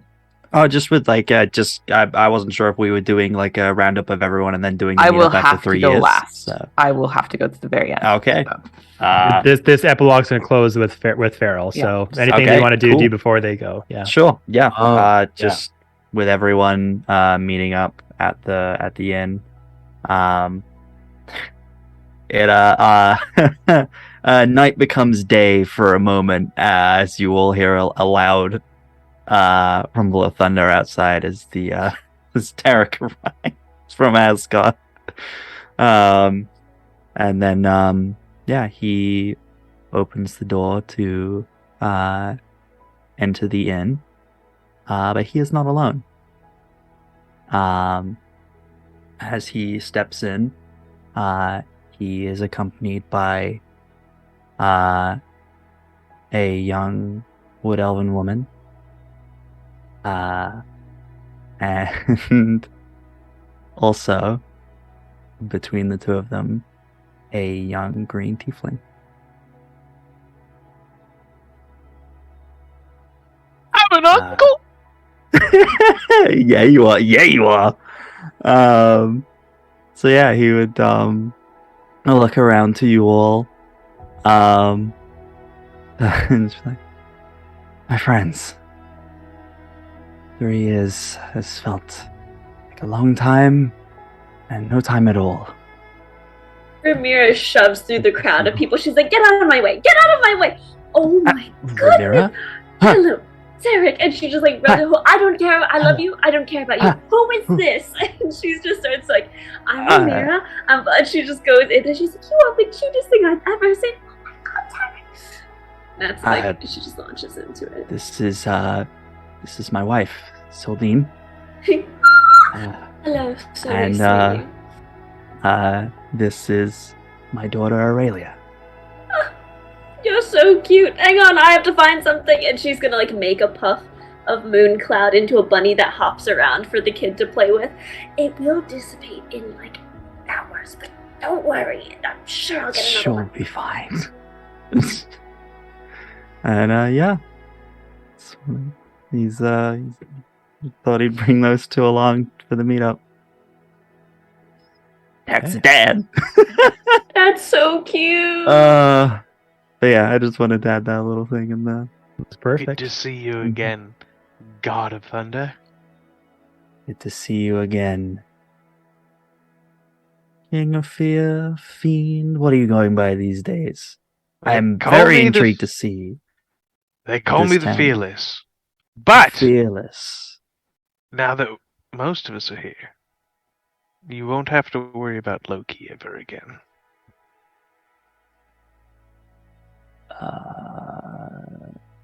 You know what? Not gonna ask. Good. Now let's drink! Yes. Yeah. Seeing as how Farrell needs to be the person that needs to be last, Sir Strange is gonna carefully make their way through the crowd of adventurers. At this point, they sort of gotten a stick to help them get through by slapping people in the ankles. Wait! Hold on! Slap! Hold on! Wait! Ah! Fuck! Hold on! Oh, my the gods! Marek! And Sir Strange looks at the child. What happened to... Oh! That Strange. Oh! That's. Mm-hmm. Is it? I look at Marek's like, oh!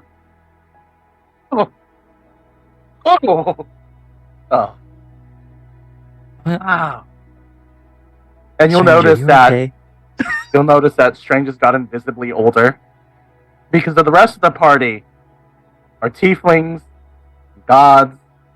They're Strange, while Fey Touch is the only technical human of the party. True. Strange has like graying hair, a little bit of wrinkles here and there, but the smile's never changed. But Sir Strange just like sort of looks at you for a moment. Right, you're Tarek. Yes. I remember you. Did you get Sometimes. taller? Wow.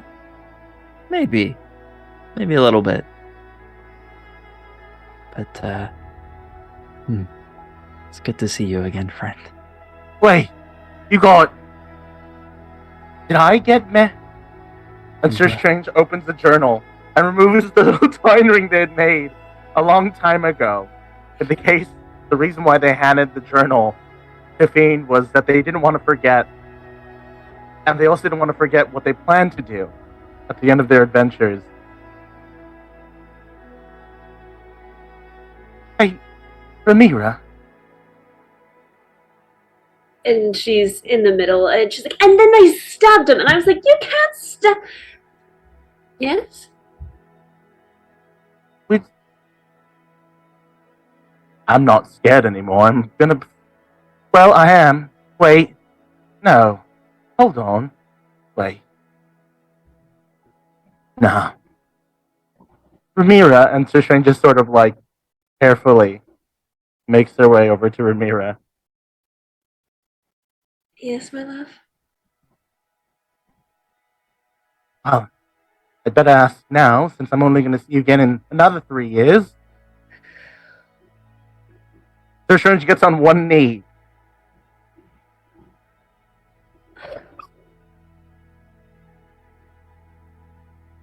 I did say forever.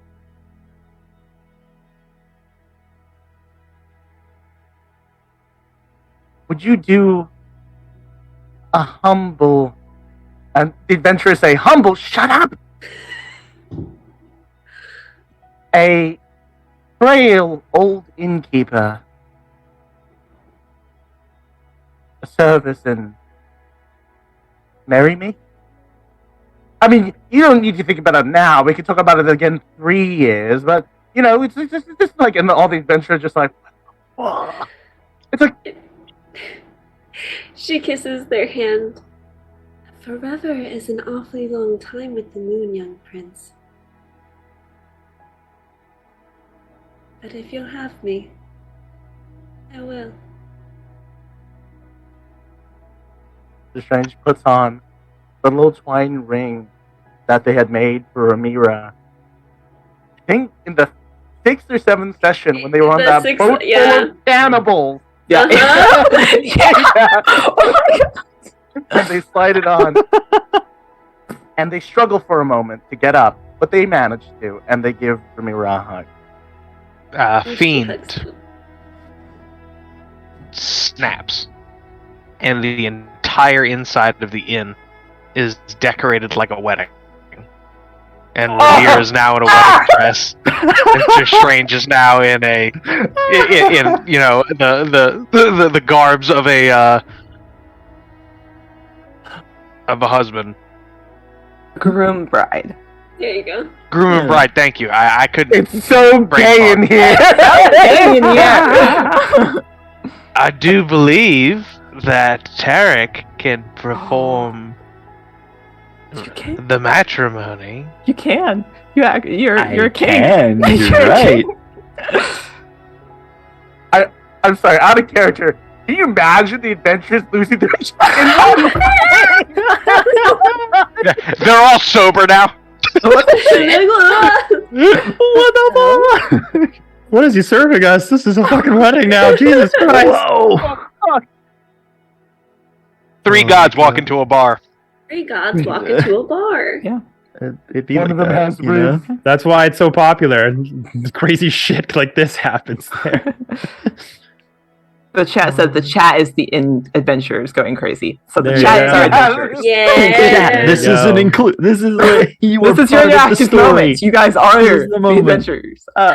I don't think that we necessarily need to RP out the whole wedding. No, I think- but Yeah, it's just one of those like, hey, get married it's now. magic. And then- It's and then you get- magic. Tag Yeah. will And- look to you both well- and go, I mean, I can do it if you want, but like, that's too quick. I don't see anything wrong with doing things. And she looks over to her partner, strangely, as it were. Tag will just nudge Sylvine. It's one of the woke things. She'll just And at roll this- her eyes and at with a this point- smile. And at this point, you hear a rapping at the front door. So, Oh. to go in, well, I'll take it. Okay, good. To go into Farrell's epilogue. So, Farrell leaves with her bards. They go and she cohorts them into helping her overthrow the rest of the ruined saints and taking charge. And she does. She renames it the Broken Saints and becomes basically a crime boss. But is careful of whose territory she treks on because she wouldn't want to interfere with Fiend City. She ends up getting spies all over the kingdom and goes on some adventures. She keeps in contact with all of the Frostbreakers. She sends letters until one day they become more sporadic. And months go by and you don't hear from her. And then you start hearing less and less. And she says she's doing okay. And you know Farrell, she's a liar. She says she's fine even when she's not. But you keep hearing from her. And eventually she goes and visits you all, and you may inquire and ask her why her letters were so sporadic for a time, and she'll laugh it off and just tell you she got busy running her network, running her little crime organization, which isn't so little anymore. And none of people believe her. But she'll insist and won't tell you the truth. Until one day you stop hearing from her entirely. And in the 3 years, her and Salil do end up together, and they end up getting married. And she invites everyone to the wedding, and it's a small ceremony. She keeps it very secretive, as she doesn't want her enemies finding out. But after that, you stop hearing from her. And slowly, she'll start up her conversations with you again. But the letters are short, quickly scribbled, but she's trying to stay in contact. And then you hear a rapping at the door. You open it.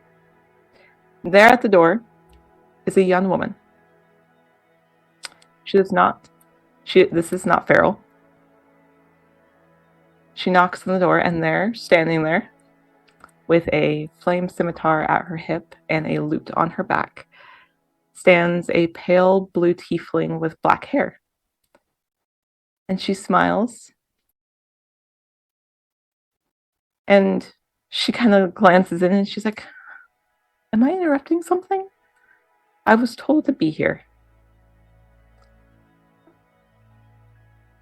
And who might you be, dearie? And the narrative then changes from that of Farrell's to this young woman who's standing in front of you. She grew up hearing all about how her mom wasn't religious. She grew up hearing that the moon was of an important person and would catch her mom praying to it anyways, but it's not a religion, it's a friend. And the young lady stands there, smiles very sweetly. She's like, "This may come as a bit of a shock. Hello, Mom's friends. My name is Rithira, and I'm here to meet my godparents. Do you know where they are?" Oh my god! Mom's in Avernus with my dad, as she sent me in her place. They said they had a mission to complete. But she said this was too important to miss. I'm looking for Ramira and Sir Strange. I'm named after Ramira and Bear and Freya, but I've not ever met them in person, and I just want to see where they are. This is my first adventure. I just want to make sure I'm in the right place. The minute you say adventure, hello, adventurer!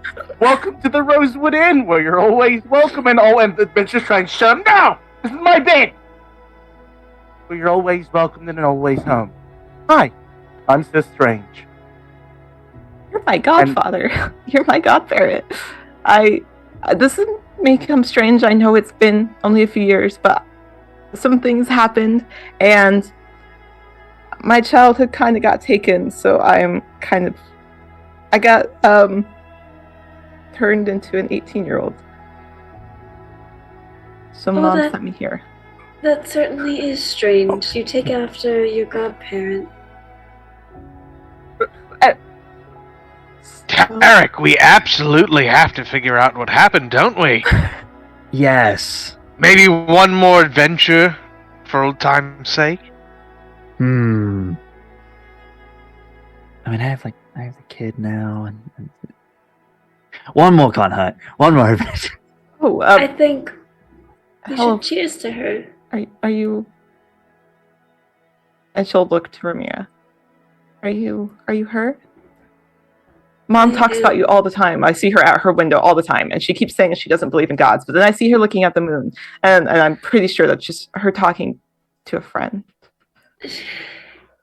I hear her often, yes. It's amazing to see you. You are a vision.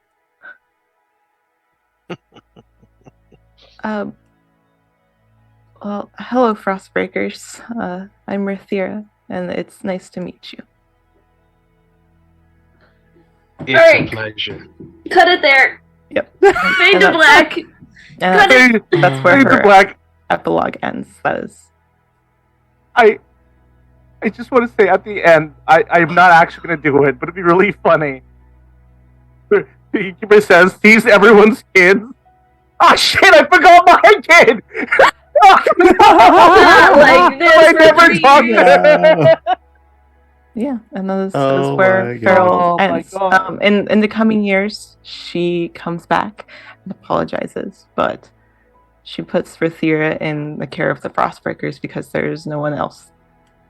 That's good shit, Ivy. That's Oh good my shit, gosh. Ivy. That's some good And as shit. you all take your tankards Amazing. around the table for a final cheers, the camera zooms out of the revelry, through the window, outside the cottage with the smokestack going high in the sky. The stars set on the night sky with the moon shining brightly. And then we fade to black.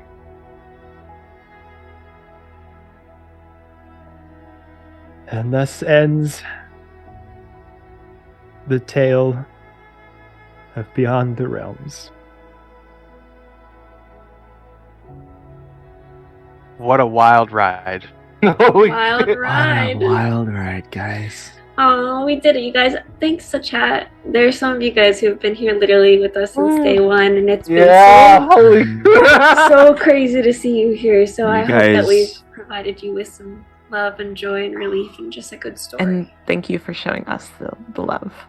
Thank you all. Absolutely. I hope that we provided a ending that everybody can be happy with. Yeah. It's hard to Mhm. say goodbye to these characters. Oh, it really is. Thank you all for being here for so long and seeing the story all the way to the end. And I'm just so happy to have done it with all these wonderful people and got the opportunity to play D&D with such an amazing cast of people and such a Yeah. wonderful DM. I was gonna say, look at our DM. Look at our phenomenal DM. Alright. This is little his guy. this is his first campaign that he's finished. Like this is like, can we Yeah. talk about that? Baby Oh my DM, God. guys, Kevin- baby. Kevin- Kevin's our forever DM, Yeah. Not and yet. you'll see us again. Yeah. So Kevin, when's campaign 2 starting? So, Kevin, Next week, right? I love you. So Kevin, here's my son. And then Kevin. So Kevin, I have characters. so when is Young Frostbreakers happening? Because we have. Oh no, we can't do that. No Oh my more gosh. action here. And since he is behind the screen and has to join us, I was Yes. gonna say, where is our lovely tech? Jordy Rose. Ah, Jordy Rose, Jordy Rose. the man who has made sure that these streams could actually happen. I Yeah. know. Thank you, Without Jordy. Jordy, none of this happens. This Facts. beautiful man behind the screen. I do my Facts. best. Thank you guys. This is for not everything. the last time you'll see us. No, absolutely no. not. We'll be back. We'll be back. Some This of is us- not a. This Some is of us not a a little goodbye. sooner than others, but we'll be back. Yeah, this is not a goodbye. This is a see you later. Yeah. Yeah. Thank you guys so much for 2 years. It's been crazy. This whole story literally changed me and Jordy's lives. The amount of stuff that we've been able to do and see and go to is all because of you guys. And, you know, yeah, like you said, this isn't going to be goodbye. This isn't going to be the last time we see Frostbreakers. There'll be plans for possible reunion one-shots and everything. But it's where a lot of relationships started and people met and people flew halfway across the world. Or, well, not the world, but, you know. Back For, in the world. for Gen For Con. me, Yeah. For Yeah. Gen Con. Yeah. But the friendships that we've made here are going to keep going on. And Yeah. I mean, this story, this whole epic tale was born out of a time of great strife and anger and loss and confusion and frustration, much like the stories themselves. And look where it's got us to now. This group was an anchor when I knew I really needed one. And I know this story and the performances you guys gave week in and week out was an anchor for a lot of people that have been watching this show since day one as well. And now we still got Witchlight going on bi-weekly on Tuesdays with that group, so there's still stories to be told in the channel, and with the stuff that is going to be happening with Filthy Lot that I've mentioned on here before. There's a lot going on with that I haven't made like incredibly hugely public yet in other channels, but we had the first day today, and the amount of stories that we're going to be able to hopefully tell with their help, and things are just kind of just starting, as hard as that is to believe. And it all really started with Jordy here inviting me to a fucking game at his house. Hard to believe that was 6 years ago. Yeah. That changed into let's just fucking put a game on Twitch just for fucking shits and giggles for Strahd. That led into getting the chance to create this platform and this home away from home for all these nerds, and where people are always welcome, and continue to be a platform and a space for creators to keep on showing up and D&D people to meet and tell stories, and just to keep that legacy going. And if there's anything that I want this channel to continue to be, it is a place where creatives can come together, be seen, have their work shown, and use it as a springboard on to the next thing, whatever that is. And the stuff that we have planned for the next phase of stuff that's coming down the line is it's gonna blow you guys away. We're so fucking excited. But just thank you to everyone out there who has been watching since day one. Thank you to these awesome creatives who answered a stupid fucking DM like 2 years ago, being like, "Hey, you want to play a one shot?" And it was never a one shot. Sorry, Jade. It was a one shot. Oh, now it's one shot. Now it's a never three one shot. Oh, now it's a campaign. Yeah, Remember no. that? Oh, okay, cool. Just And saying, yeah, if Kevin ever tells you it's a one shot, it's not a one shot. thanks to Jordy constantly sending me messages, correcting me on my D&D skills, and telling me what to do when I didn't know what to fucking do, and will continue to do so as we continue on. Yeah, you did great, bud. This is your first campaign. You did it. Yeah, You did it. You did it. Fucking did it. And it was amazing. let's do it again. Let's Let's do it again. Episode Let's do one. it again. Again. Just so you I guys know, wish. Yes. someone in the chat has asked where they can support everyone Yes. and where you guys are all going. We will all run through our Yeah. stuff. Go for it. Yeah. Saf, do you want to start? Oh, You brother. Yes, I Saf, was go reading on. the chat. Actually, here, as the producer, allow Oh. me. There you go. Saf, let's start with you. Oh, I thought you were gonna give me an out, Jordy. Not a chance. You know me. I don't know where you're gonna be able to find me, to be honest with you. In probably the have moon. In the moon! I'm going to steal the moon! First, she is radiant and thick. And she Ramira has steals the moon. boundaries. That's the next one shot. Oh She my radiant, god, thick, don't and joke respectful. around. That's the bad guy. They're stealing the moon. It would be so fun. Oh my god. Arcane Where can we Wars. find you? Arcane, yeah. Yeah. You can check out Arcane Wars if you're into nerdy, casual, like streetwear stuff. Otherwise, you can find me everywhere at A Clerical Error. I'm probably going to start streaming in the new year, so keep an eye out for that. But otherwise, I'll just be around on Instagram and Twitter, maybe TikTok. But yeah. Alrighty, Ramira to Tarek. You guys can find me Benda's D&D on TikTok. I'm still gonna be on there, still doing my thing. I'm doing my gaming streaming over on my gaming Twitch channel, which is just twitch.tv/gamingbenjamin. I am in another streamed game every other Sunday on the Chaos Brigade _D&D Twitch channel, where I play a completely different character. Yeah, those are the places you can find me. And hey, hopefully back here for a one shot or two at some point. Yeah, that's where you can find me. And over to Sir Strange. Hi, everyone. My name is Cheide. If you don't know already, you guys know who I am. If you don't, I'm disappointed. This was actually the last campaign that I'll ever be PCing in again in the foreseeable future, as I am now DMing in my own campaigns now and doing many. You can find me on TikTok, which many of you might have found me on already. Too Hard the Bard. And if you're looking to see some more of my campaign projects that I've been working on, twitch.tv/therosewood Inn.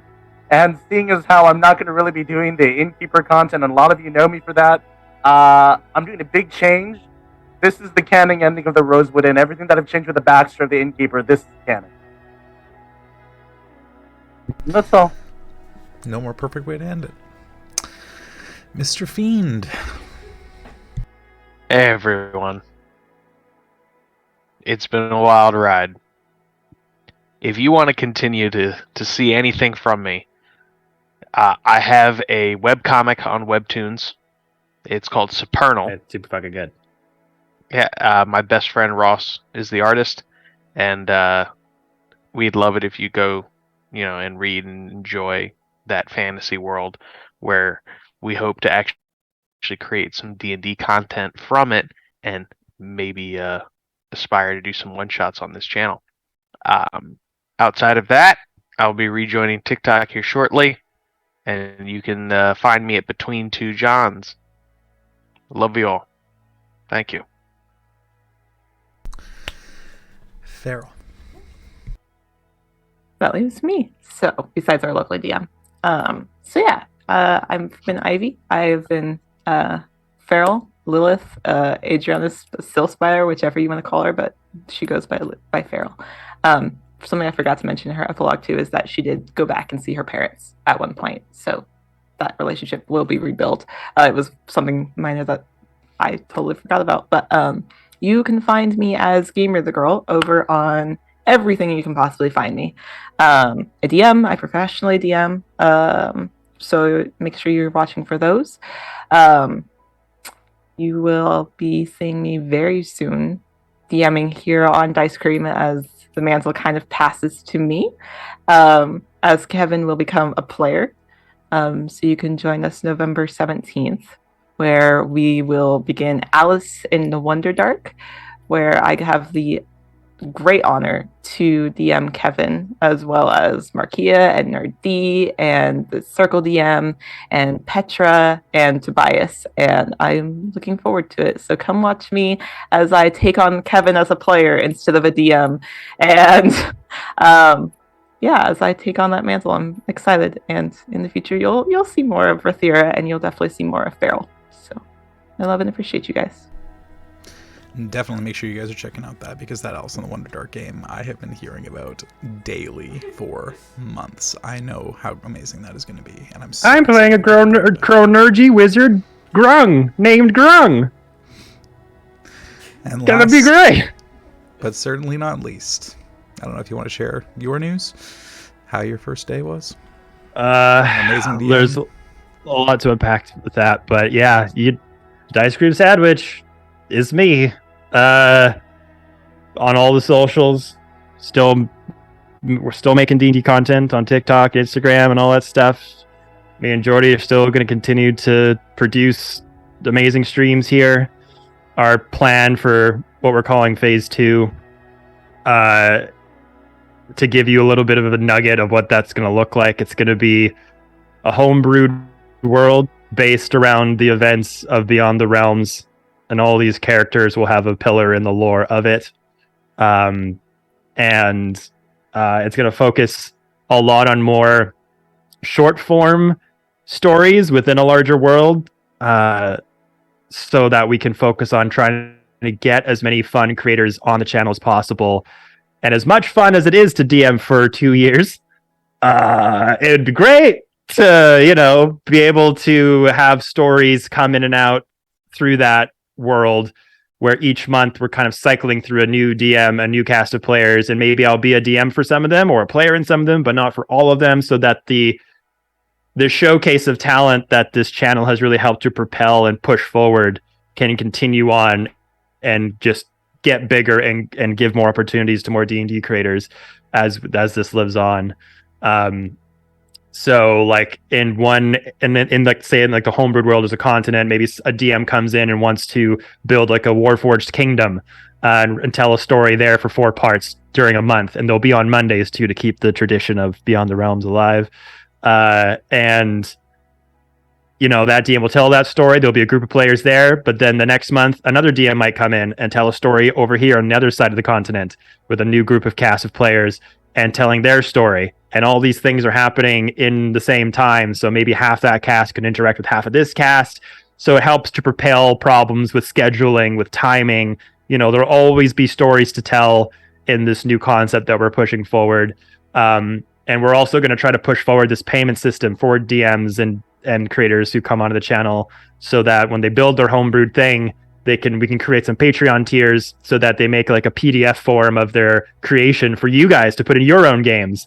If you want to fucking have Mr. Fiend's World Tree Town of multiple fiends in your game, there could be a PDF of that, with a percentage going to them and a percentage going to the channel, to continue to find. So people that need to find places to become pro players, pro DMs, we want to try to build that for them and really have this channel be another place for players to get seen, creatives to stretch their legs. For maybe, as a lot of people who joined this channel in this first couple of years are big D&D creators who have never had a chance to play on a Twitch stream or do a game like this, and continue to be that space for all those that want to come and join us. And we're so stoked to be working with Filthy Lot. It honestly is a dream come true, as among many other fucking dreams have come true through operating this channel and telling these stories, to have a content studio behind us who wants to make stuff with us. Some stuff for them, some stuff for us is just going to be insane. Like the studios that we've seen, like it's Critical Role level quality, guys. Like we're talking like sets that are built, cameras operating, special effects sounds, like a whole department to make minis. Like it is insane. And as the coming weeks are approaching, I'm going to be making content around the new studio, so you guys, if you follow the Dicecream channels, you'll be able to see a little window into what's happening over there and follow up. But yeah, no, this whole journey has been just fucking astounding, and it continues to blow me away what is possible in this world. And there's so many of you out there who DM me constantly, who ask me questions about how do you do this professionally, how do you make this an income stream, or how do you get going, and just find a bunch of fucking crazy weirdos who want to do the same thing that you do and just make it happen, will it into existence, because anything's fucking possible. If this channel again can prove anything, it's that if I can fucking do this, you can fucking do this too. But I am going to severely miss meeting with all these amazing people every Monday. It's going to leave a big BTR shaped hole in my heart, but again, it's not forever. It's just for now. I'm probably going to take the fucking rest of the year off from DMing or hosting one shots, just to recharge and to really start planning all the really insane stuff that we're going to be doing into the new year. The cons we're going to be going to, the collaborations we're going to be having. I've already been in some talks, and it's pretty crazy. So once again, thank you to these players. Thank you to Jordy for helping produce these things week in and week out. Thank you to the audience who came every Monday, whether you joined the pandemic or not. The story of BTR is going to live on the YouTube channel. So for anyone who joined in late, you can watch the entire series on there, and that's going to be there forever. And knowing me, I have a hard time relaxing. I might make BTR into a podcast as well. We'll see. Kevin, you hard time relaxing, really? What? Shut up! You're not my dad. What? At this point, I may as well be. But I want to be mom. Don't do that to me. We already are. But I come guess- on. He already calls me mom. Never mind. thank you all so much. We love you all. Stay safe. Wash your fucking hands. So wait, John needs to do the thing. I know. John, hurry up! I'm And just for the poorly. last time, bye-bye! We've had a wonderful time. Okay, that's Roll high, sad. everyone. We're out.